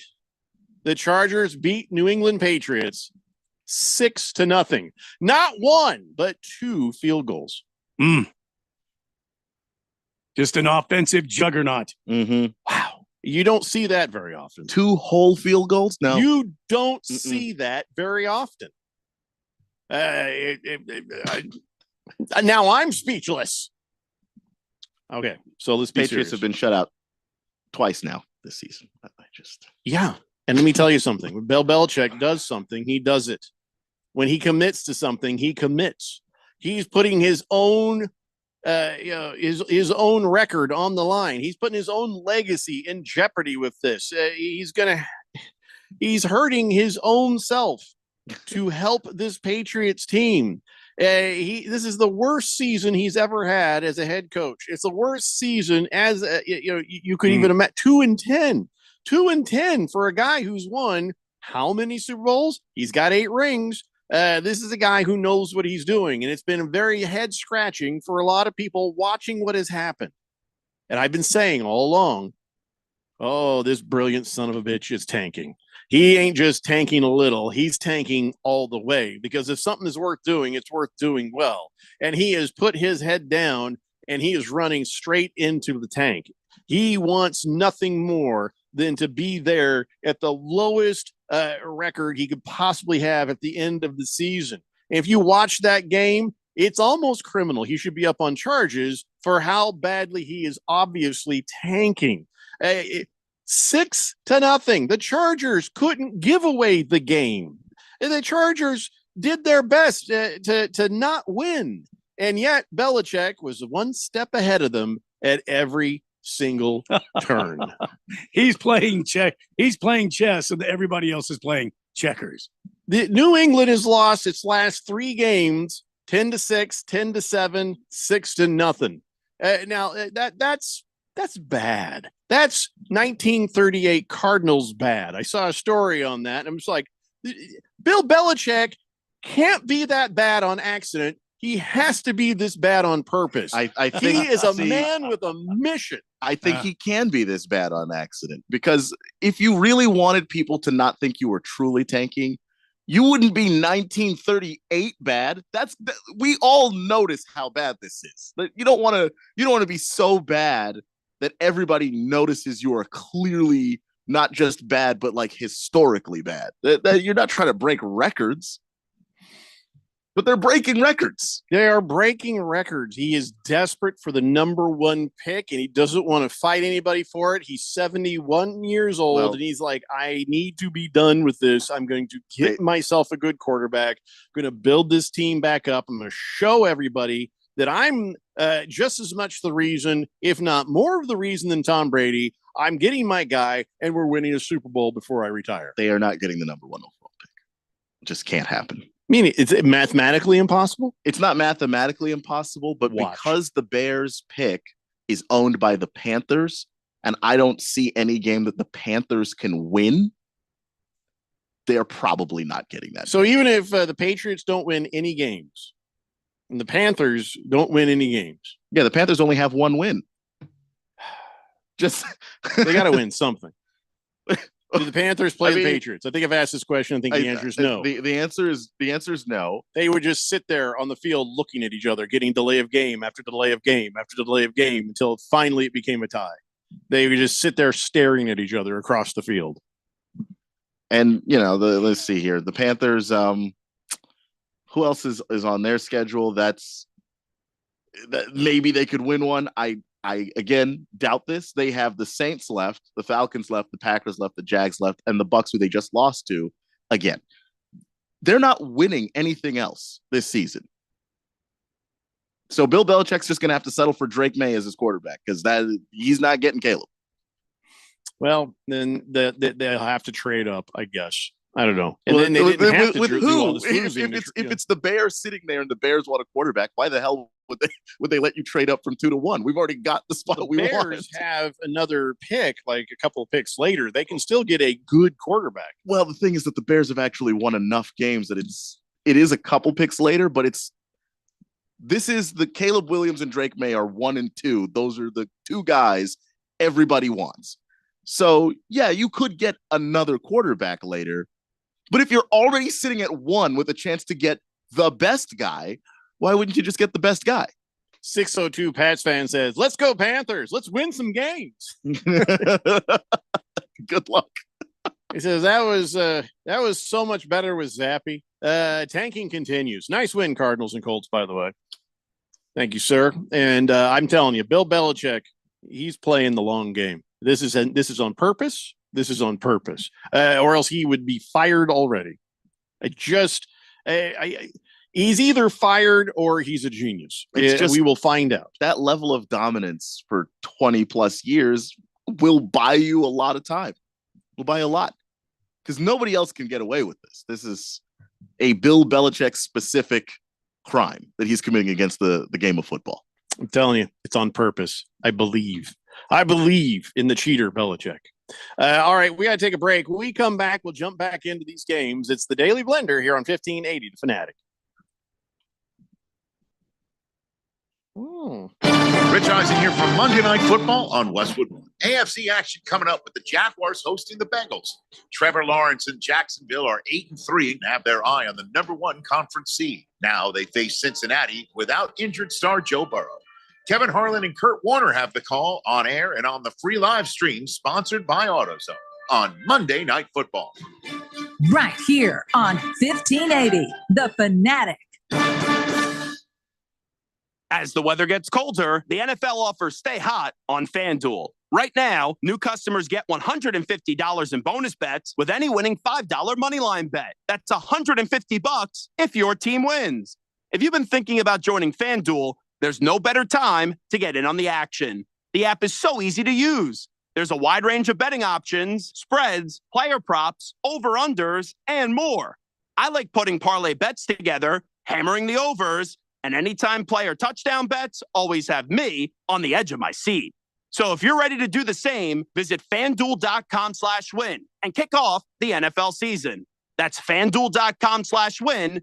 FanDuel, official partner of the NFL. 21 plus and present in Arizona. First online real money wager, only $5 pregame money line wager required. First online real money wager, only $10 first deposit required. Bonus issued is non-withdrawable bonus bets that expire 7 days after receipt. See terms at sportsbook.fanduel.com. Gambling problem? Call 1-800-NEXT-STEP or text NEXT STEP to 53342.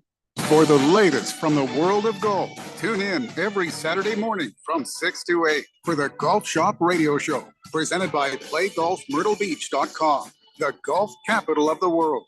Hosts Mark Greenhelch and Matt Blanchard talk golf from tee to green and everything in between. If you like golf, you're going to love Golf Shop Radio.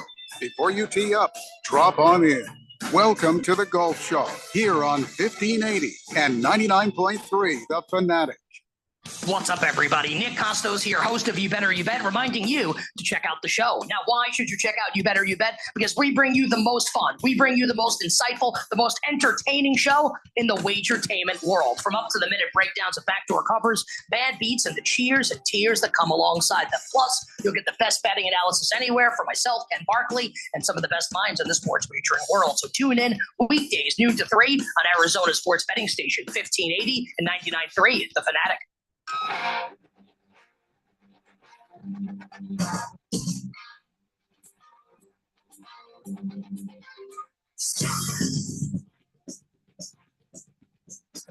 David Blender here on 1580 The Fanatic. Are you serious?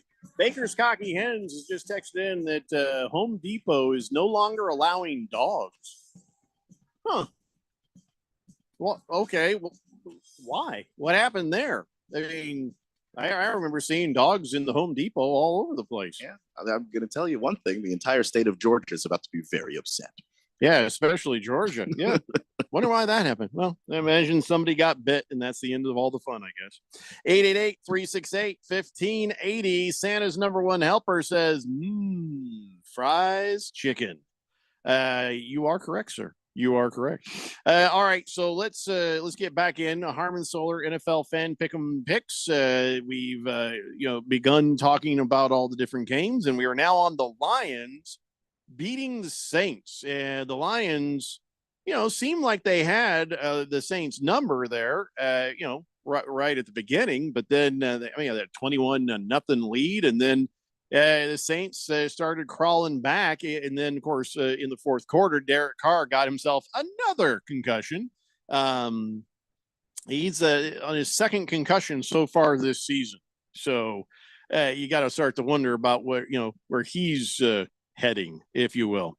But it wasn't a great football game. The Lions just they started out pretty good, and then it got ugly, and they just were able to outlast the Saints. So I don't know. It was just one of those. It was never in doubt. A lot of good stats for fantasy football, though. Yeah, especially if you had Laporta. That was a day. That rookie is something else, isn't he? He's the next big tight end after Kelsey, I think. We're due for a few of those guys to start popping up in the league, because we've had so many bad tight end seasons of where if it's not like Mark Andrews, Travis Kelce, and Kittle, who are even talking about, to have Laporta pop up. McBride is looking good. McBride looks pretty good. And Kyle Pitts is starting to play closer to what we thought he was going to be. Closer.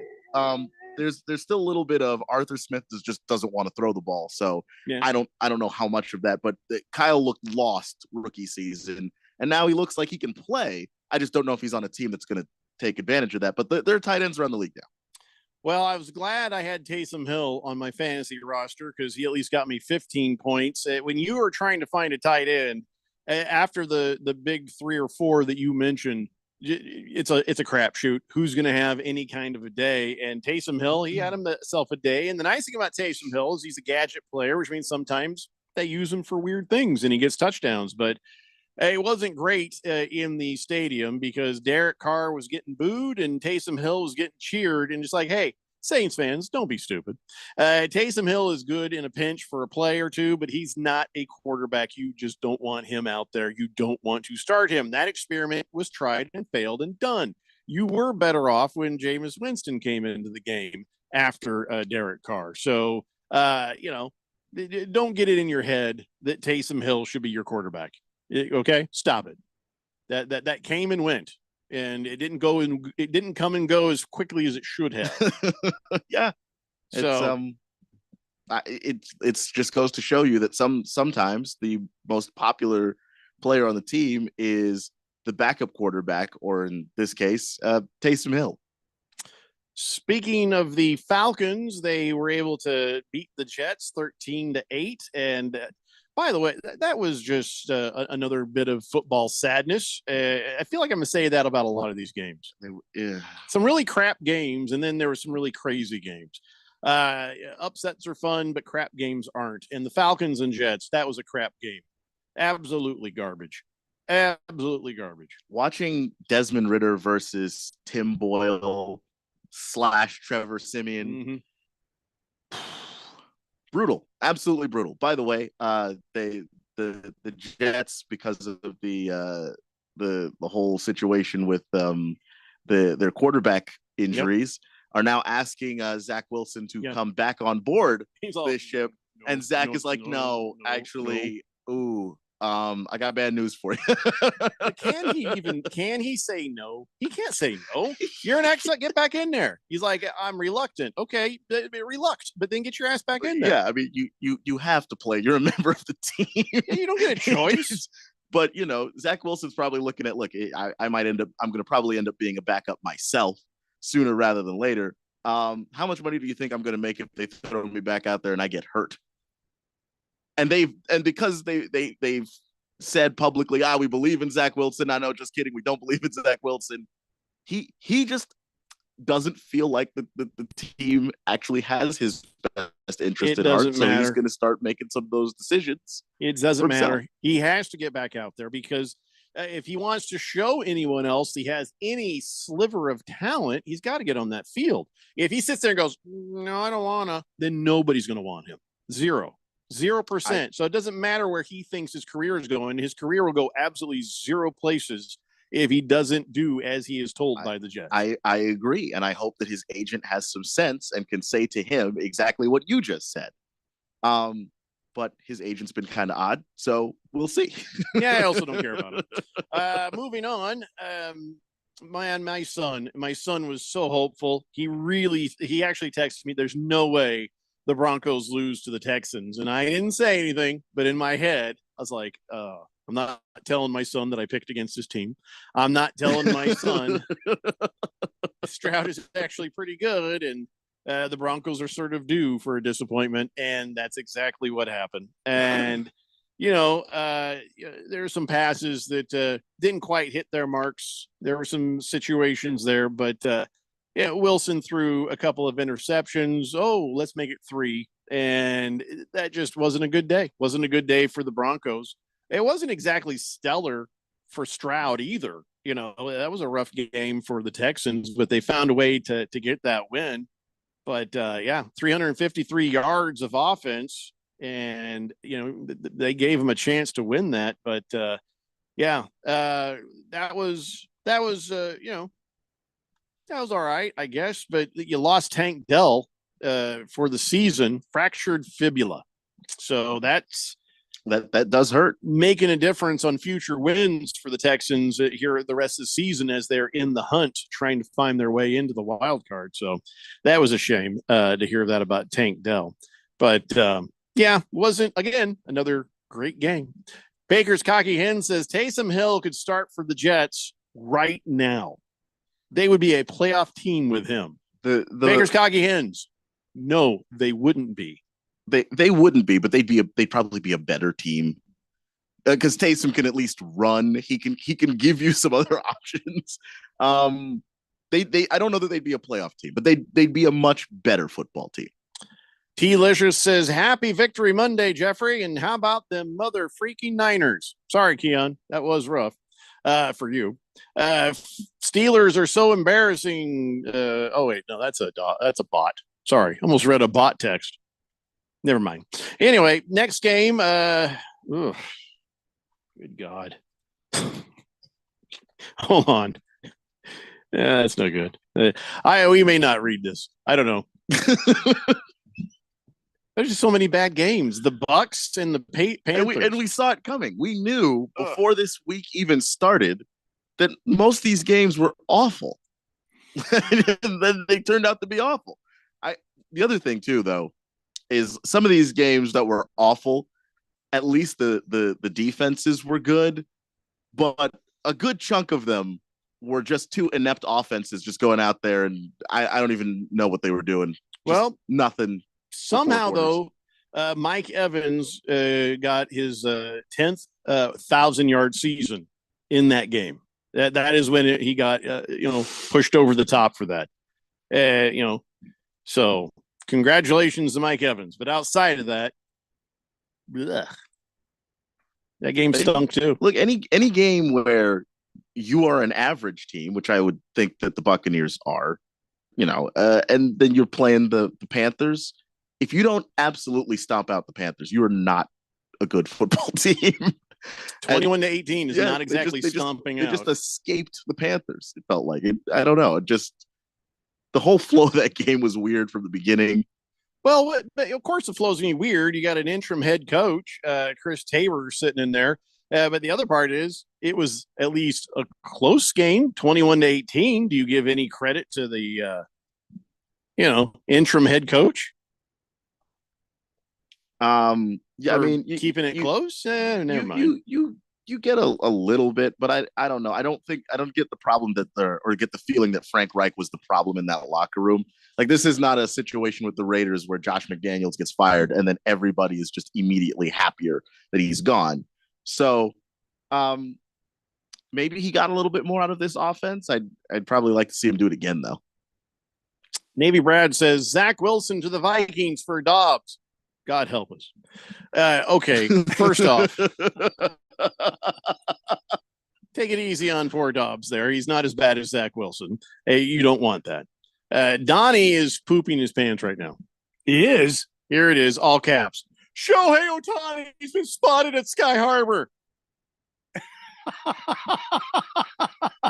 People like to vacation down here this time of year. So there's a lot of professional facilities down here that a lot of the major league ball players will come and they'll train in the off season out here. Same as football, same as basketball. A lot of great world-class facilities here where these guys could come in. They've got indoor hitting. They've got places for them to play catch.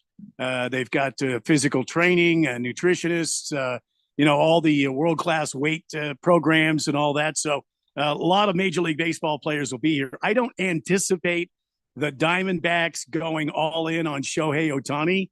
I don't see that happening. I think it'll be somebody like the Dodgers or the Red Sox or the Yankees, somebody like that. I don't see. But I mean, I could be surprised, completely surprised. But from what I'm reading, the Dodgers are currently the leading candidate to land Shohei. But of course, all this stuff is sort of rumors. There's no real actual facts to anything out here. The baseball winter meetings opened up in Nashville today. And so all the ownerships and GMs and, agents are all in Nashville. And they're having all these meetings and talking about some possible trades. Arizona had already made it. They already made one move with the Mariners picking up that third baseman, which I think I said on the show would probably signal the fact that, Evan Longoria is probably going to hang it up. So we'll see what happens this week. Maybe Shohei Ohtani is just early for spring training. Well, I mean, that could be. But again, like I say, you will see an enormous amount of major league players here in the Phoenix area going to these training facilities out here, throwing, hitting, running, staying in shape, getting ready for February when they report to training camp. So, well, I guess keep an eye on that for us, Donnie. You keep an eye on it. Donnie, just stay out there at the airport and see if you see him again. Moist One says Diamondbacks' big splash will probably be JD Martinez.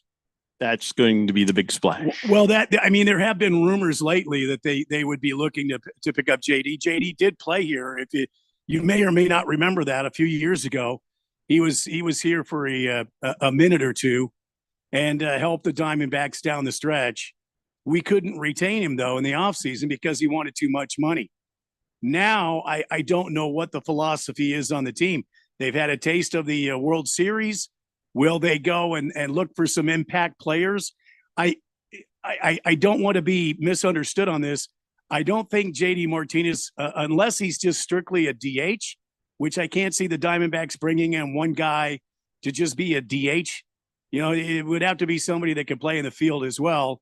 And I don't know that JD Martinez is where the smart money is. I think we need to look young, we need to look dynamic, and we need to look at value to bring somebody in to help this ball club. Navy Brad says, will Blender Nation be throwing Donnie a baby shower prior to the birth of a new Vikings fan? No. No, we're unfortunately not. Well, we're not women, so we don't. Well, there's that. Yeah. I mean, that's not the first place I went. I just well, that's the I've first never- place to go. I mean, that's it. Yeah, We're not. I wouldn't even know where to start. Thundar San Barbarian says, "Calm down, buddy. Diamondbacks aren't getting Shohei Ohtani." Big George says, "Nice to see the Mariners have a fire sale." Yeah. To benefit Diamondbacks. Now the Diamondbacks need to get a DH and some starting pitching help. You can't have bullpen games in the World Series again. Moist One says, he had a 4-homer game as a Diamondback. He did, but what did he do this year, though? I don't think his numbers were up this year. I think they were kind of down. And quite honestly, I think the Red Sox are doing exactly what I just said, looking for value, looking for a dynamic young player. If you're going to pay that kind of money, bring somebody in that can, really make a splash for your team. All right, we got to take a break. We come back. We'll get back to our rundown of all the football games that happened on Sunday. It's the Daily Blender here on 1580 The Fanatic. Hey, Jeffrey O'Brien here. And listen, Phoenix has had over 53 days of 110 degree plus this summer. This last July alone, we had 30 consecutive days of 110 plus. And this summer heat might just be the new normal for summers here in Arizona. What you need to do is call Harmon Solar today. Harmon Solar could save you over 80% off your electric bills. They're a locally owned, family-owned company. Call Harmon Solar for a free estimate. 800-281-3189. That's 800-281-3189 or go to harmonsolar.com. There's a reason why conventional healthcare is referred to as practicing medicine. Hi, this is Dr. Hannah Lindsay. At the Naturopathic Physicians Group in Scottsdale, our doctors are experts in full spectrum care using a natural approach. I regularly see patients with a variety of acute and chronic health conditions, including many autoimmune and rheumatological diseases. We can restore pain-free joint function and balance immune, digestive, and hormone systems, which often improves both immediate physical symptoms and overall well-being. We emphasize natural and holistic interventions with lifestyle changes and take advantage of the full palette of care options from traditional remedies to modern science. We collaborate with experts in a wide range of health disciplines, including physical therapists and specialist physicians, referring patients as needed to ensure the most effective care possible. So how about a second opinion on your health? You might just end up feeling like yourself again. Call Naturopathic Physicians Group at 480-451-6161. That's 480-451-6161, or go to naturopathicgroup.com. 1580 The Fanatic.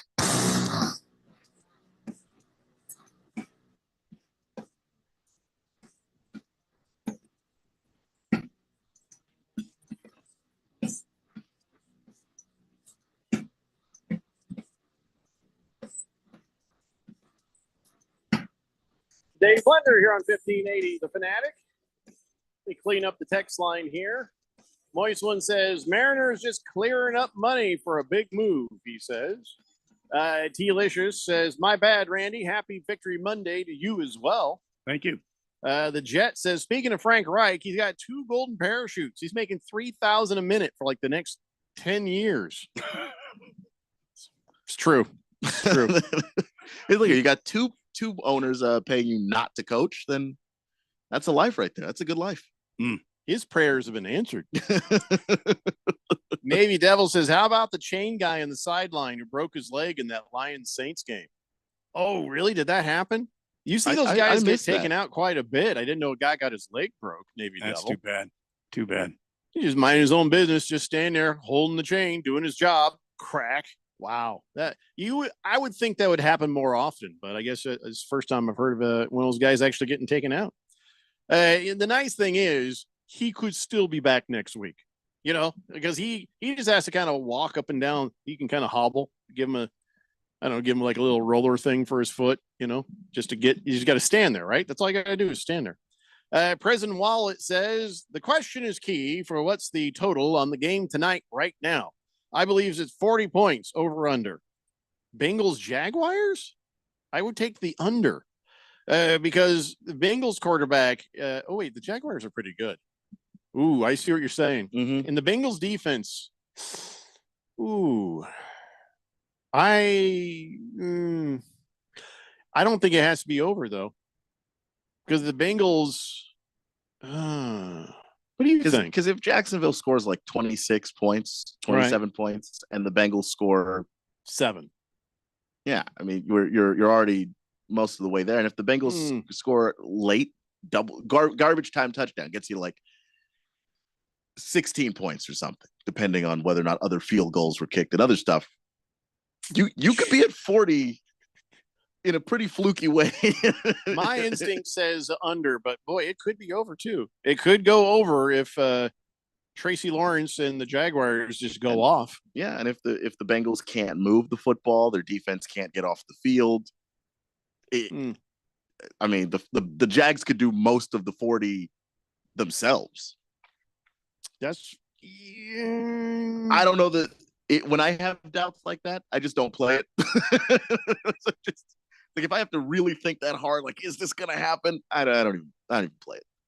It is tempting though, Prison Wallet. That is tempting. 888-368-1580. Blissful Hayes says Mitch Trubisky would be an excellent pickup for the Colts. Okay, I'm not reading any more of your text today. Tiger Paws says it looked like the fans in Philly went to a fight and maybe a football game broke out. Yeah, I did kind of get that way later. We'll talk about that here in a few minutes. What's different from all their other games? Yeah, Randy benefited from what I'm about to say. I'm sitting there on the couch watching we're watching the game, and I can't remember what game. Oh, we're watching 49ers and Eagles up on the big screen, and over on the other screen we had the Rams and the Browns, and we had the Tampa Bay and the Panthers. We had a split screen going on the smaller screen. We're watching the 49ers, and as we're watching, I look over and I'm like, oh, look at that. Randy's Kyron Williams just got himself a touchdown. Good for Randy. Yeah, my wife will verify. I actually was saying stuff like, good for Randy. And, and then I look over, I'm watching the game, and my wife looks over, she's like, is that a replay of the touchdown from Kyron Williams? I'm like, son of a bitch. That is not a replay. He just did the same thing. Oh, it's the same thing. He just did the same thing. Good for Randy, kind of. Yeah. Now I'm not so happy. Oh my God. Kyron got me 20 points, so I'm pretty happy about that. I would have thought he had more than that. Are you sure it wasn't more than 20? Well, he had like 47 last week. This week he had 20 points. But he had 2 touchdowns. Yeah. So what? He didn't have many yards. He was just using them on the goal line. Yeah, I don't know if he had a bunch of yards. I'm looking right now. Let's see here. Kyron Williams, 88 rushing yards. It says 1 rushing touchdown. But I thought he had 2. Did he have a what about a receiving touchdown? Oh, maybe that was it. Yeah. Maybe I don't have his full stats up here. No. Oh, wait, I'll scroll down. Yeah, no. Wait a second. Did they take one of those touchdowns back? Maybe that's what it was, because she looked over and we saw him run in there, and I just sort of just stopped looking in that direction. It was getting hurtful. Wonder if one of them got called back, because it shows here on the stat line 88 yards, 1 touchdown, 24 yards receiving. So, okay. Well, that I sorry for you, Randy, but I feel better for me, kind of. I guess. It doesn't matter. It doesn't matter. It doesn't matter. It didn't hurt me that he got more. I'd lost anyway. But yeah, wow, that's funny. I thought for sure that he'd gotten 2 touchdowns. Maybe we were watching a replay, but I saw that the score changed. The score when it got to 30 something, 36. Yeah, something else. Yeah, you're right. Something must have happened. It could have just been a hold or anything like that. Just bam, right off the board. The last touchdown was a touchdown where he got it on the 1 yard line. I guess the one earlier we saw him run in must not have counted or something. That's very strange. But yeah, the Rams just pummeled the Browns, which makes me happy because, the Browns karma. But the Rams karma was not great because Puka Nacua, good news, set the Rams rookie receiving record right there with 936 yards. And then they lost him probably for the rest of the season. I don't know if there's been any updates on this, but he had a rib injury. He went down pretty hard. and they took him out of the game. Has there been any updates for Puka Nacua? Because he seems like such a nice kid, and you really want to see him do well. You know, he just seems like just such a nice guy. But he hit hard on his right side, and he came out kind of holding his ribs there. So hopefully, he was like almost crying there. So it really had to hurt. So you're thinking fractured rib at least. So hopefully he recovers sooner than later. But the way it was looking, you're not going to see him for another couple of games. And the Rams are not in any kind of a playoff situation, if I'm not mistaken. So, well, they're 5-7. No, they won the game. Okay. They still won the game. Nacua has an AC sprain, which is a joint in your shoulder. So they actually did say it was not his ribs, it was his shoulder. It was his shoulder, yeah. Oh, that's weird. And they were like, it does not look good. They do not expect him to be available anytime soon, though they haven't given a specific timeline yet. Dropping the Soap was watching the game. He says, yeah, Puka ended up going back in the game. He played. Well, that's a surprise as well. I missed I was pretty well focused on the game I was watching, so I must have missed quite a bit there. But it was a shoulder. Originally thought it was a shoulder injury, but the way he was holding that, and they said it was a rib injury. So bad information coming from the Rams. And it could have just been the rib hurt initially worse. And that goes away, and then now you're left with the shoulder. So okay. So the Rams are actually 6-6 now, if I'm not mistaken. I think that's right. Yeah, 6-6. So, I'm glad they beat the Browns. That's all I've got to say about that. There was a pretty funny moment during the game. I don't know what it is with Myles Garrett and other people's helmets coming off, but he's rushing the quarterback, and he got tangled up with Alaric Jackson, the tackle for the Rams, and I guess his helmet came off. Myles Garrett's helmet came off because it was stuck to the other guy's face mask. He's not holding it with his hand, Randy. That thing is just stuck to his face mask. If he never touched it, he could walk around with that thing just dangling off his face mask.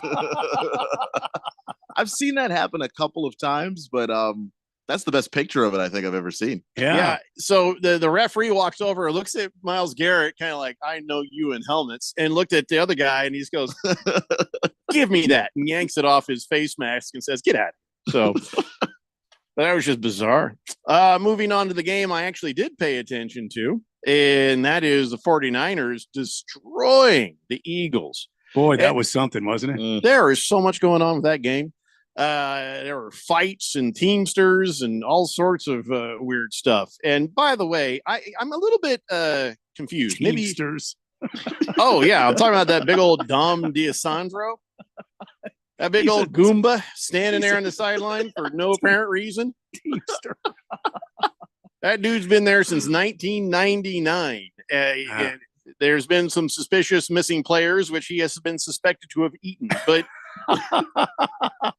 they call him the senior advisor to the general manager / chief security officer. There's no reason for him to be there, but I don't understand what everybody makes a big deal about, though. There's a little scuffle, and if an assistant coach or a water boy or anybody else comes out there and tries to help separate guys, nobody says anything about that. You see it in basketball all the time. People help separate. Well, what's the big deal with this guy helping separate? And he got punched in the mouth for his trouble. I'm not really a real punch, kind of a glancing blow, big deal, like you just push in your face. But why are they making a big deal out of this guy?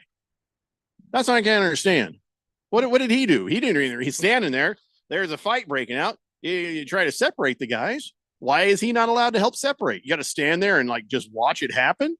Who's allowed to separate guys if the guy on the sideline can't help separate guys?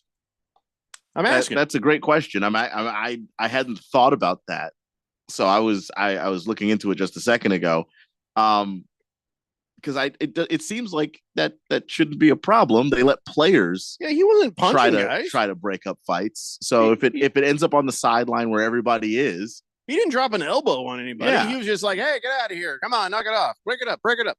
And then now they're talking about how he might get banned or they might fine the Eagles. But on the other hand, who the hell is this guy and why is he there? He's just some teamster. That's the only thing I can figure. Yeah, some way of money laundering and giving some guys some benefit. You know what I'm saying? Something is up there. There is some mob action at work. Look at that neck. That's a big person. Yeah. That's a giant human thumb. There is no neck. My God. He might actually need a chin from Chins for the Chinless. Yeah, Because yeah, his face doesn't exactly lend itself to there being a chin there. It's just go straight from face to torso. Princess Leia would try to strangle him with one of the down chains. That's what he looks like. Like,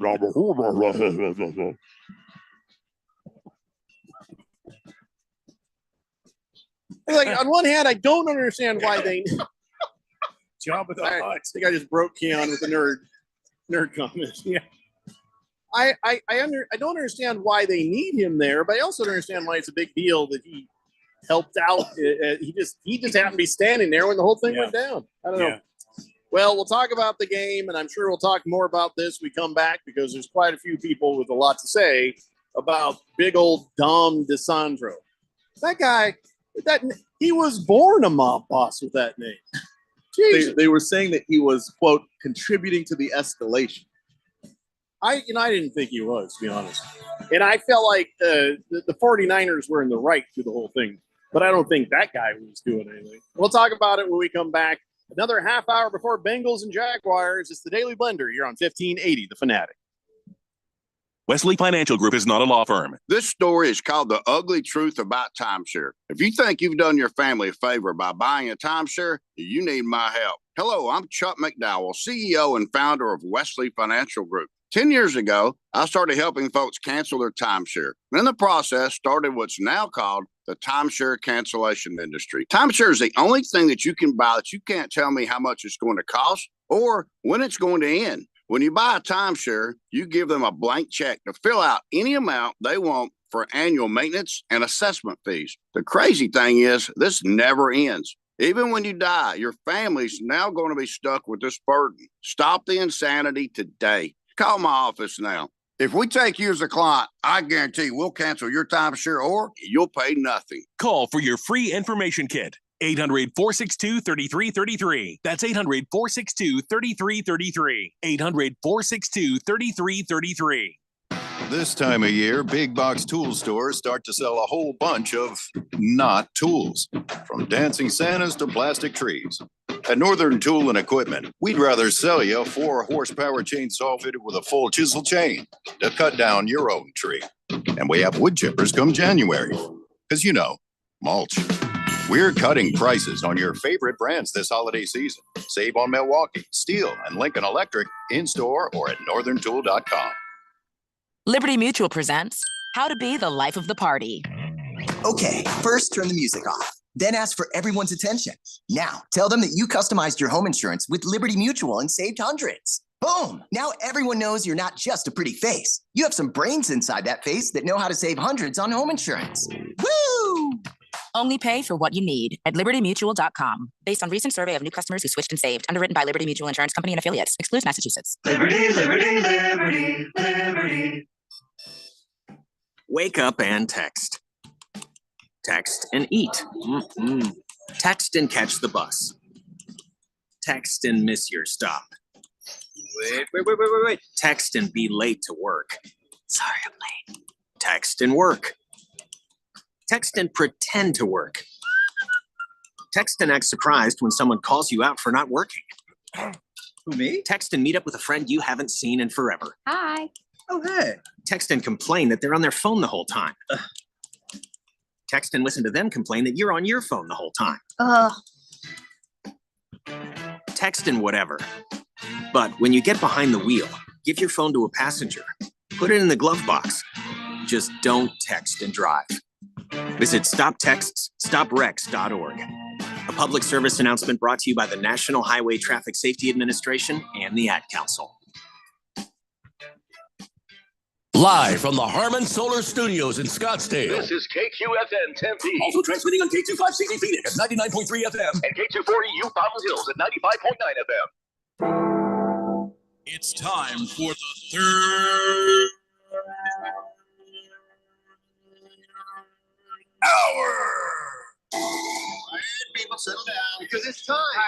Showtime. When does it start? Right now. 3, 2, 1. Let's get on with the show.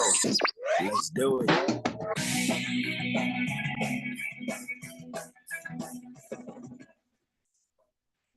All right, everybody, it's 5 o'clock. You're on the Daily Blender, and your good friend, your radio pal, Jeffrey O'Brien, alongside Randy White. Got Keon Rose in the control room, and you guys are on the Fanatic text line, 888-368-1580, as we broadcast live in the Harmon Solar Studios in Scottsdale. And we just started talking about the 49ers-Eagles game last night. I know a lot of 49er fans will have plenty to say about that. A little one-sided because we have no Eagles fans. I think we determined that last week. There's like 0 Eagles fans listening to the show. None. I'm okay with that. Yeah, me too. Don't know why, but that's just a fact. So we were talking about how there was that scuffle on the sideline. Old Greenlaw comes over there and it was causing trouble. And this big Dom character, this Teamster who's been working for the Eagles since turn of the century. And I still don't understand. Does he do actual security of some kind? I don't know. I mean, if that's his job, does he need to be right next to the coach? I'm not sure what's really going on there, but yeah, so there was the whole thing. And then, Greenlaw gets into a scuffle with the player. Dom is standing there and he's like, "Hey, get out of here." And then Greenlaw's like, "You don't talk to me." And then kind of popped them in the face a little bit there, a little smudge in the face. And then, everybody got separated, but everybody's like, "Oh, okay, well then he's ejected. We have ejected your necklace security guard. He's gone." And they couldn't flag the walking thumb in a windbreaker, but it was just a big mess. And I don't think I understood for sure what happened or why it was happening, but there was a lot of chippiness in the game. These teams do not like each other. They don't even like each other, not even a little bit. I mean, Debo was putting all the bulletin board material out there prior to the game starting. Yeah. Turns out he's right. He backed it up. Absolutely.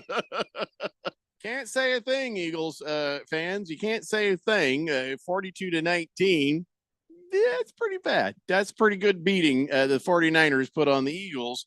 But now what will happen? Will they find the Eagles? Will this Dom guy face any sort of... when I saw what happened, I didn't feel like that guy really did much wrong. Did he? I didn't think so, but as I was saying before the break, they basically said that he was contributing to the escalation of the fight, and that also earlier in October, following the scuffles between the Niners and the Browns and the Cowboys and the Chargers, the league sent out memos telling everybody, basically get your people in line. You're responsible for everybody on your team and whether or not they get involved in certain altercations. And so I think that this is a little bit of the league trying to make a point as well. So T. Lisher's basically saying he was not in line. He pushed Greenlaw and grabbed his arm, and Greenlaw took exception. He's lucky his tubby ass didn't get dropped. That does not look like a guy who gets easily dropped. If you're honest, that's a big dude. That is not a guy who gets easily dropped. He might be soft and gushy. Maybe you're right, but I don't know. I don't think you want to mess with that Teamster. But I saw the whole thing too, and he was just trying to say, "Hey guys, go ahead, knock it off, get out of here." And you got to remember, Greenlaw was also on his sideline. He didn't go over to the other side and start crap. Greenlaw was starting crap. So it wasn't that he pushed Greenlaw. It was Greenlaw was involved with a player, as people do. Yeah. They try to do separation, and but he does give him a little push. It's not much of a push, but it is enough that Greenlaw was like, "Why are your hands on me?" Wilbur, since he's blind, he heard the audio of the altercation and says, no, he says what he said. He said, I heard some live audio, and here's how the skirmish went. It went like this. "Hey, you talking to me?" "No, I'm talking to you. You talking to me?" "Yeah, I'm talking to you. You talking to me?" That's the actual transcript, according to Mr. Wilbur. Huh. It's amazing. So apparently Does this Sun guy Sounds do that for you? this guy You looks know, like looks like a thumb, but he sounds like Robert De Niro. Hey, Okay. I've heard the other senses are heightened when you lose one sense. So Yeah. And he has no you can sense. really break down that audio now. Wilbur has no sense, so it's nonsense. Flying Monkey says the gangster on the sideline, he should not have any type of interaction with the opposing team players. No, he shouldn't. But he's standing there. Guy gets pushed into him. He's happened to be there. He's part of the team. And he's like, hey, guys, break it up. We see this in the NBA. Like a security guy or assistant coaches or whoever that happens to be staying around will help sort of like, whoa, break it up, fellas, that kind of thing. So I hear you, Flying Monkeys, and you're all probably right. This Goomba probably shouldn't have had nothing to do with this, but he did. And I don't think he was wrong to, because just how he happened to be standing there. I mean, I don't know. I bet if he'd had like a meatball sub in his hand, he probably just let it all go by. But maybe that's how you solve that next time. Just get him a good Meatball Parmesan sub. sandwich or something. Don't you mean like a Philly sandwich? Yeah, Philly cheesesteak. Anything with some sauce on it would do. Yeah. Rob Diz. Watch out for my cheesesteak here, huh? Yeah, he was wearing like a black jacket, but a white shirt. So he's going to be more careful. Rob Diz says, I just hopped down there 15 minutes, but anyone else see the sideline guy get his leg snapped sideways? Oh, dear God. No, I'm glad I didn't see it. Somebody brought it up on the Lions game, right? Yeah. And glad I didn't see it. I didn't realize it was that bad. I'd heard about it, but I didn't look for it because I didn't think it was that crazy. So we talked about this in the past. When you see the security guys that are standing there watching the crowd and they can't turn around, and sometimes one of them gets wiped out. Okay. But if you're the first down chain guy and you're holding the thing, you can watch the game. Oh crap, get out of the way. You are mobile. You don't have to take the hit. So if he's watching this guy coming, you might be like, oh, I'm gonna be over here now. I don't need to get my leg snapped in half. I don't because I didn't see what happened, and I will now no longer check to see. Yeah, I don't want to see. I have definitely seen situations where these guys try to step out of the way, and then a player falls in a direction. Yeah, they just didn't expect. Rob, did he make the effort? That's what I want to know. Did he make the effort to not get hit? I'm not like the insurance company trying to put blame on him. I'm just saying, if I'm holding that thing, I'm like, I'm out. I thought these guys were trained to retreat, drop duck and cover. Yeah, drop the thing and retreat. But there may not have been time, depending on how which direction the person came from. If that person came from his blind spot, for instance, and then you look and you see him, look, you. Oh my God! You throw that thing down and try to run, but it's going to be too late. We're having players in this league clocked at 18, 19 miles an hour. Or use your as a weapon. Just spear him. just keep him at distance. Impale them with the yard marker. That might be against the rules. Yeah, there's probably yeah. Well, whatever the case, I'm glad we didn't see that. Rob Diz. Dear Lord, I hope that guy. He'll get paid for that. I bet they'll. I sure hope so. Yeah. Tiger Paws says they probably needed the girls in the skimpy outfits carrying around the cards for that Billy's 40s Niners game. Phillies, yeah, it was a fight the whole time. It was gritty, it was fun, but it was also sad because at some point it got away from Philly and they never got back into it. Prison Wallet says, hey, I bought the over-under on the Bengals Jaguars 37.5.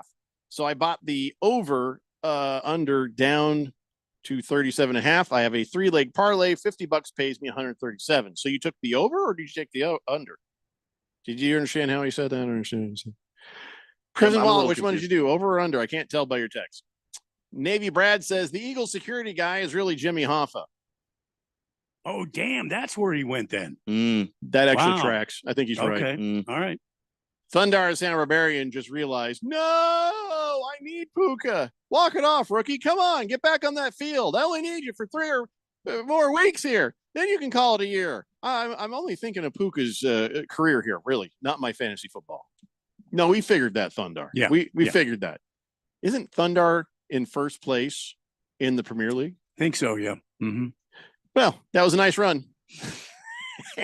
So, sorry, your reign of terror is over with. Yeah, let's take a look at his lineup. Let's see. Oh, he's got Chris McCaffrey, Jalen Hurts, Keenan Allen, George Kittle, Josh Downs, AJ Dillon, Christian Watson. He'd had a pretty good week. All right. I think he'll be fine. He'll live. Get out of here. And what's with hogging up all the kickers, you freak? Anyway, back to the show. Let's see. T-Licious says Devontae Smith is a little bitch. I didn't like the way he got tackled. That's how it whole started, the whole fight. T-Licious, I don't remember seeing him complaining about it, so I don't know. I mean, sure. I just that what we're trying to figure out is how is it that the thing from the Fantastic Four got involved in all of this? That's really what we're trying to figure out. The thing from Fantastic Mm-hmm. Four. Was it Michael Chiklis? NFL Doesn't he look Blitzer. like him? NFL Blitzer says, didn't Tank Dell break his leg too? Yes. Mm-hmm. Yeah, everybody broke their leg this week. Weren't you watching? And then Nico Collins went crazy for the Texans. So I don't even know if they'll miss him. Flying Monkey says, that was not Jimmy Hoffa. That was the guy who ate Jimmy Hoffa. I see. It still had room to spare. Yeah. Well done, Flying Monkeys. Navy Devil says the guy's leg was sticking out in the wrong direction. You know, listen, we didn't want to see it. We don't need to hear it because now we can picture it. That's not what we wanted, Navy Devil. It's just not what we wanted. Big George, for some reason, is screaming, fire Michael Crow. Oh, because Jaden Daniels just announced as a Heisman Trophy finalist.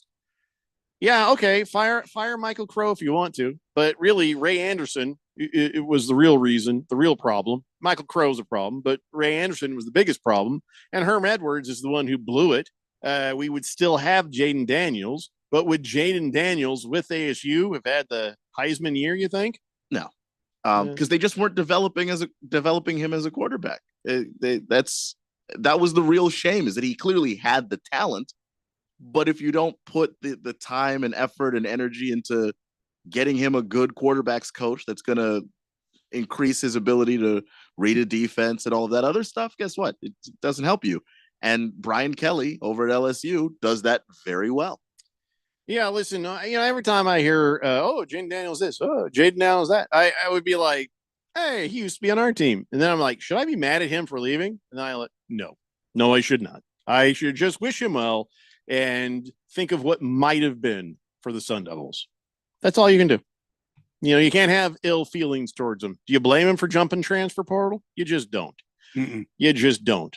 I heard there was like a really surprising transfer portal entry today that McCord for the Buckeyes jumped in the transfer portal. Oh, that is surprising. Did I just tell you news you didn't know about college football? I had not. I hadn't gotten to read that at all. Yeah, 3,170 yards, 24 touchdowns for the Buckeyes, and I don't know, maybe somebody parked in space, but he's just like, I'm in the transfer portal, and so now maybe the ASU can go get him. Shut up! Don't just shut up. I wasn't going to say anything. I know already. Swazman says if Joe Theismann was watching that game where the guy broke his leg and it was bent the other way, he probably had an accidental flashback there because he claims he never watched Lawrence Taylor tackling him to this day. I hope that dude recovers. I'm sure the NFL is going to pay his bills. Would you watch that? If your leg got destroyed in a way that was so iconic, literally every football fan since that happened knows what we're talking about. No, see, there's that curiosity though. I mean, like when my appendix, when I was 15, my appendix, I had to go in and they took it out, and I don't remember, but the first thing I asked is, can I see it? And then I was asking, because it was like about to explode, and then I was like, can I have it? And both, for some reason, the answer was no. When it's your leg, and later on, let's say you wake up out of whatever anesthesia, wouldn't you be a little curious? Just to see, it's like, wow, okay, I can see my leg is okay now. Let's see how we got here. Mean, maybe I personally would not be curious. Randy, would you watch? I was there. If it was your leg? No, I would not. Just no. You know, I don't have a problem with needles. And if I get a shot or I get blood drawn, I'm fine. But I always do just to make it easier. So because what happens is I realize when I see the needle going in, I tense up. So I'm not afraid of it. I just worry if I tense up, that can make it worse or they could poke through or something. So I always look away. I never watch when they put a needle in. I am one of these weirdos. I have to see it. Really? Yeah. Like I actually am more tense when I don't know when it's going to poke me. So I got to see it. I don't know why. But I might be curious to see like the video of something that happened to me after it happened. If I'm like, sort of like when I had my colonoscopy, I was asleep for it. They knocked me the hell out. I was thrilled. I woke up happy because I also had them check my prostate while I was there, and that was a twofer, and I don't remember any of it. And I was very happy. But then they showed me pictures of the inside of my super clean colon. I was like, oh, there we go. That's what the inside of my butthole looks like. All right, that's oddly pink, but okay. Great. Oddly pink. I just wasn't. They said most people don't follow the instructions as well as you did because that was really clean in there. And my wife would be proud. Anyway, back to what we're saying. So if you're not awake for some traumatic thing that happens or you don't remember it, then you're watching it. It's not. I don't know. I don't want to see the video of that guy getting his leg broke because, But would I want to see my own? It would have the same reaction for me. I couldn't do it. I couldn't. They offered me to go see my liver when I had the liver transplant. Yeah. They said, you want to see your liver, your diseased liver. Yeah. Well, I would. Thank you. No, thank you. Really? No, I definitely would want to see that.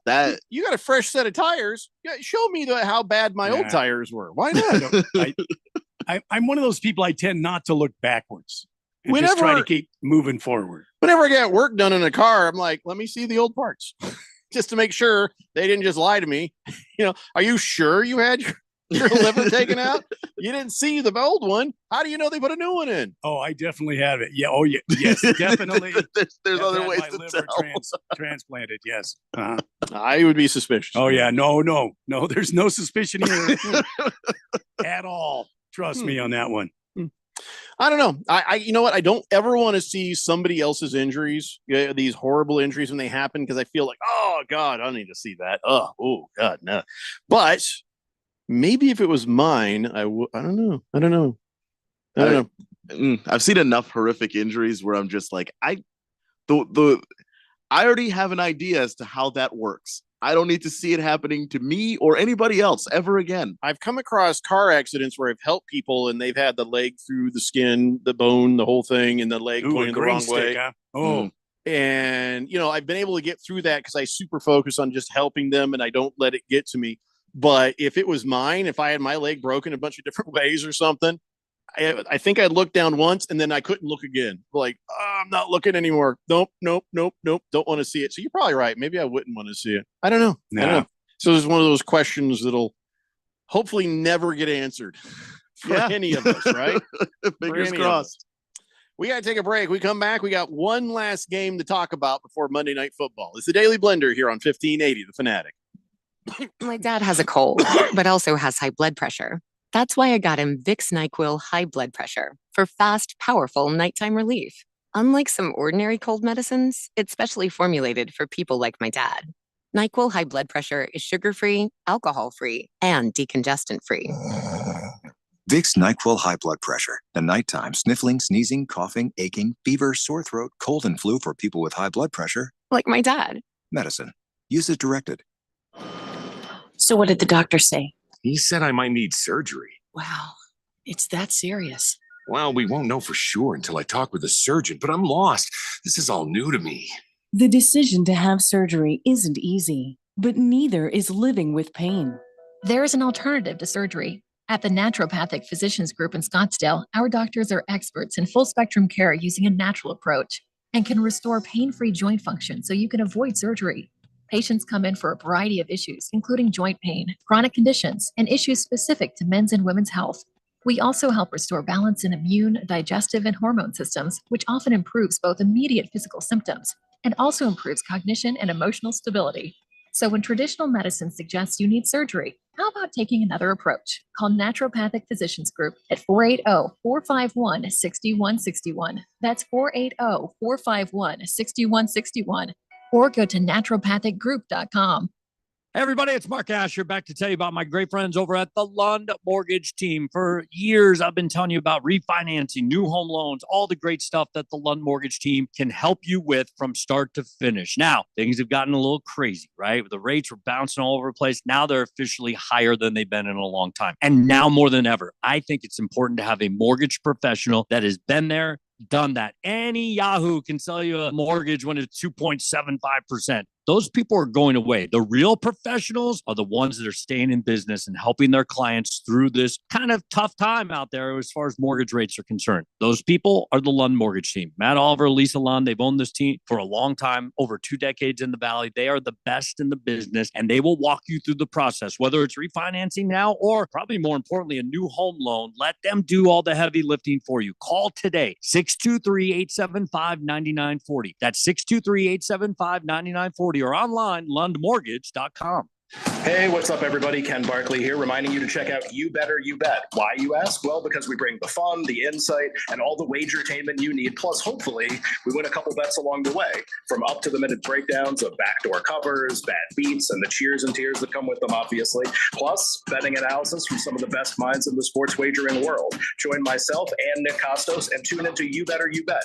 Weekdays from noon to 3 on Arizona's sports betting station 1580 and 99.3, The Fanatic.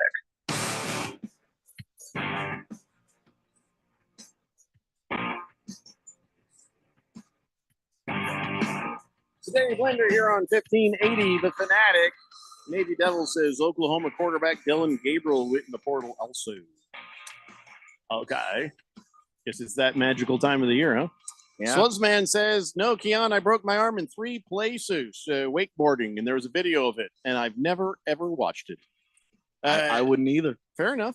Stockton Slap says, as a Cowboys fan, let me start off by saying I hate both the Niners, Eagles, and their fans. Well, that's all their cities, everything about them. But I have to give the Eagles benefit of the doubt. This was their 3rd game in 13 days. The defense was gassed. Plus, Niners had 10 days of rest. This is not an accurate reflection on how good either team is. Oh, no, I don't think it was either. No, you're right.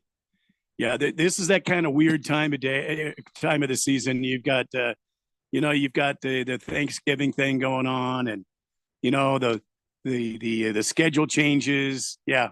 Yeah, no. Stop everything. Thundar the Santa Barbarian just offered me a trade. He says, I'll give you McManus for Cortland Sutton. Should I do it?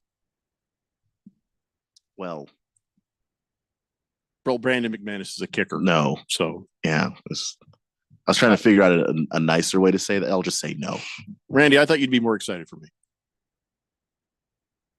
It's a kicker, Jeffrey. I'm just saying. Don't do it. Moist One says you probably took a bunch of cotton swabs to the inside of your leather Cheerio before the procedure. Leather Cheerio. I've never heard it described that way. Oh my God. I'm gonna have to think about life today after the show. No on the cotton swabs. Doesn't seem like the most efficient way to do that, honestly, but whatever. All right, we got to talk about this last game real fast. We're so running out of time here. Whatever we don't talk about here, we'll talk about tomorrow. So lots of people trying to talk about lots of different things. So the Packers last night upset the Chiefs. The 6 people in all of the Harmon Solar NFL fan pick'em picks picked the Packers. And this is crazy. Is it time to worry about the Chiefs? I don't think it's time to get excited about the Packers. So it makes me wonder if we should be worried about the Chiefs. I mean, that defense just got wrecked. I don't know if it's time to worry about the Chiefs necessarily. But I will say the thing that is limiting them is last night they got a bunch of bad calls against them. It was just a very poorly officiated game, and they used to be able to overcome that. 3 very, very bad calls right there at the end of the game. Yeah. I mean, at the end, there was pass interference on Travis Kelce in the Hail Mary. And then before that, they didn't throw a flag for interference against Carrington Valentine because he was just basically, they got a piggyback ride from Marquez Valdez Scantling. And then earlier, Rashi Rice looked like he fumbled. Corey Ballantyne returned at 68 yards for which would have been a game-winning touchdown. But then the replay showed Rice was down before the ball came loose, so they kept possession. There was a lot of fighting over how bad the officiating was on that right there, at least going the other direction. So there was bad officiating all around. It was just right there at the end where it just put the screws to the Chiefs. Yeah. And the Chiefs used to be able to overcome that kind of thing because they just were so much more talented than everybody else. And I think clearly that gap has closed enough that if they don't get certain calls or if certain calls work against them, I don't know that we're seeing the Chiefs beat you anyway like they used to. So, yeah, Chiefs struggling. And is it me or did Travis Kelce look like something was wrong with him last night? They never said anything about an injury. And people are like, oh, maybe he's fighting with Taylor Swift. Taylor Swift was up there doing her Taylor Swift thing. She looked happy. I think Travis Kelce was freezing. I think he was just cold as hell. Unless there was a part where they showed him sitting by himself on the bench and there was nobody around him. And I was just like, he had this look in his face. And he had this look in his face through the entire game. He was either freezing his nuggets off or something is going on there. Yeah, I mean, it is that time of year in Lambeau. You get up there and that's not a temperature most people can handle. And no shame if you go up there and can't, because I can't. But I agree with you. Something did seem off, and maybe that was it. So do you give this to the Packers or do you take this from the Chiefs? I mean, both. Green Bay played a good enough game against a defense that is a good defense to win that game. I thought Matt LaFleur had a really good game plan coming out. And then Jordan Love, the way that they use his mobility and make the field easier to read for him by just getting him moving in a direction. So now the field is in half. It limits some of your options, but it makes the game just easier for Jordan Love. And I think that when that happens and when the Packers at every level are all doing what they're supposed to do, that is a tough team to beat. So I'll give it to the Packers. It was fun watching Isaiah Pacheco, and he can only be described a violent runner. And then he got violent. He threw a punch late in the fourth quarter, and they threw him out of the game. But that didn't do them any favors. But I don't know if it hurt them all that much at that point in the game. I've heard so many running backs talk about being an efficient runner and not wasting any moves, and then Isaiah Pacheco will just stomp 30 yards up the field. I've just never witnessed anybody quite like Isaiah Pacheco. He runs angry. That's the only thing I can give you to describe it. He just is just like, no, like every time. It doesn't matter if it's a 20-yard run or a 2-yard run. Isaiah Pacheco is running like he hates the person trying to tackle him. CK says, yeah, you don't talk about the Packer hitting Mahomes in bounds. No, okay, that's a good point. He says legally and get flagged for a late hit. Then Scantling gets tackled in a manner where the clock should have been running, but the officials stopped the clock for the Chiefs. No, that was also a mistake. Yeah. No, there were just a lot of mistakes. Jeffrey was giving you the cliff notes a little bit. There was a ton of stuff. Yeah. Yeah, absolutely right about both of those things, CK. It's not that I'm trying to put the screws to your team. We just look at this. We're out of time. We're out of time, Brandon. Well, every good thing must come to an end. Yeah. Hey, in fact, we're so out of time. I don't have time for On This Date in Big Georgia sports history, where it talks about in 1988 where Barry Sanders won the Heisman. So I don't even have time for that. We'll figure out who might win the Heisman tomorrow, and then we'll talk about whatever the hell happens tonight and stuff. And everybody else, all your texts will be waiting here tomorrow when we start the show at 3 p.m. So see you tomorrow. Bye-bye. See you. Adios. Later.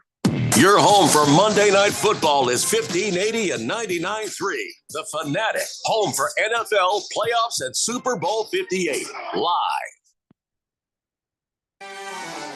The following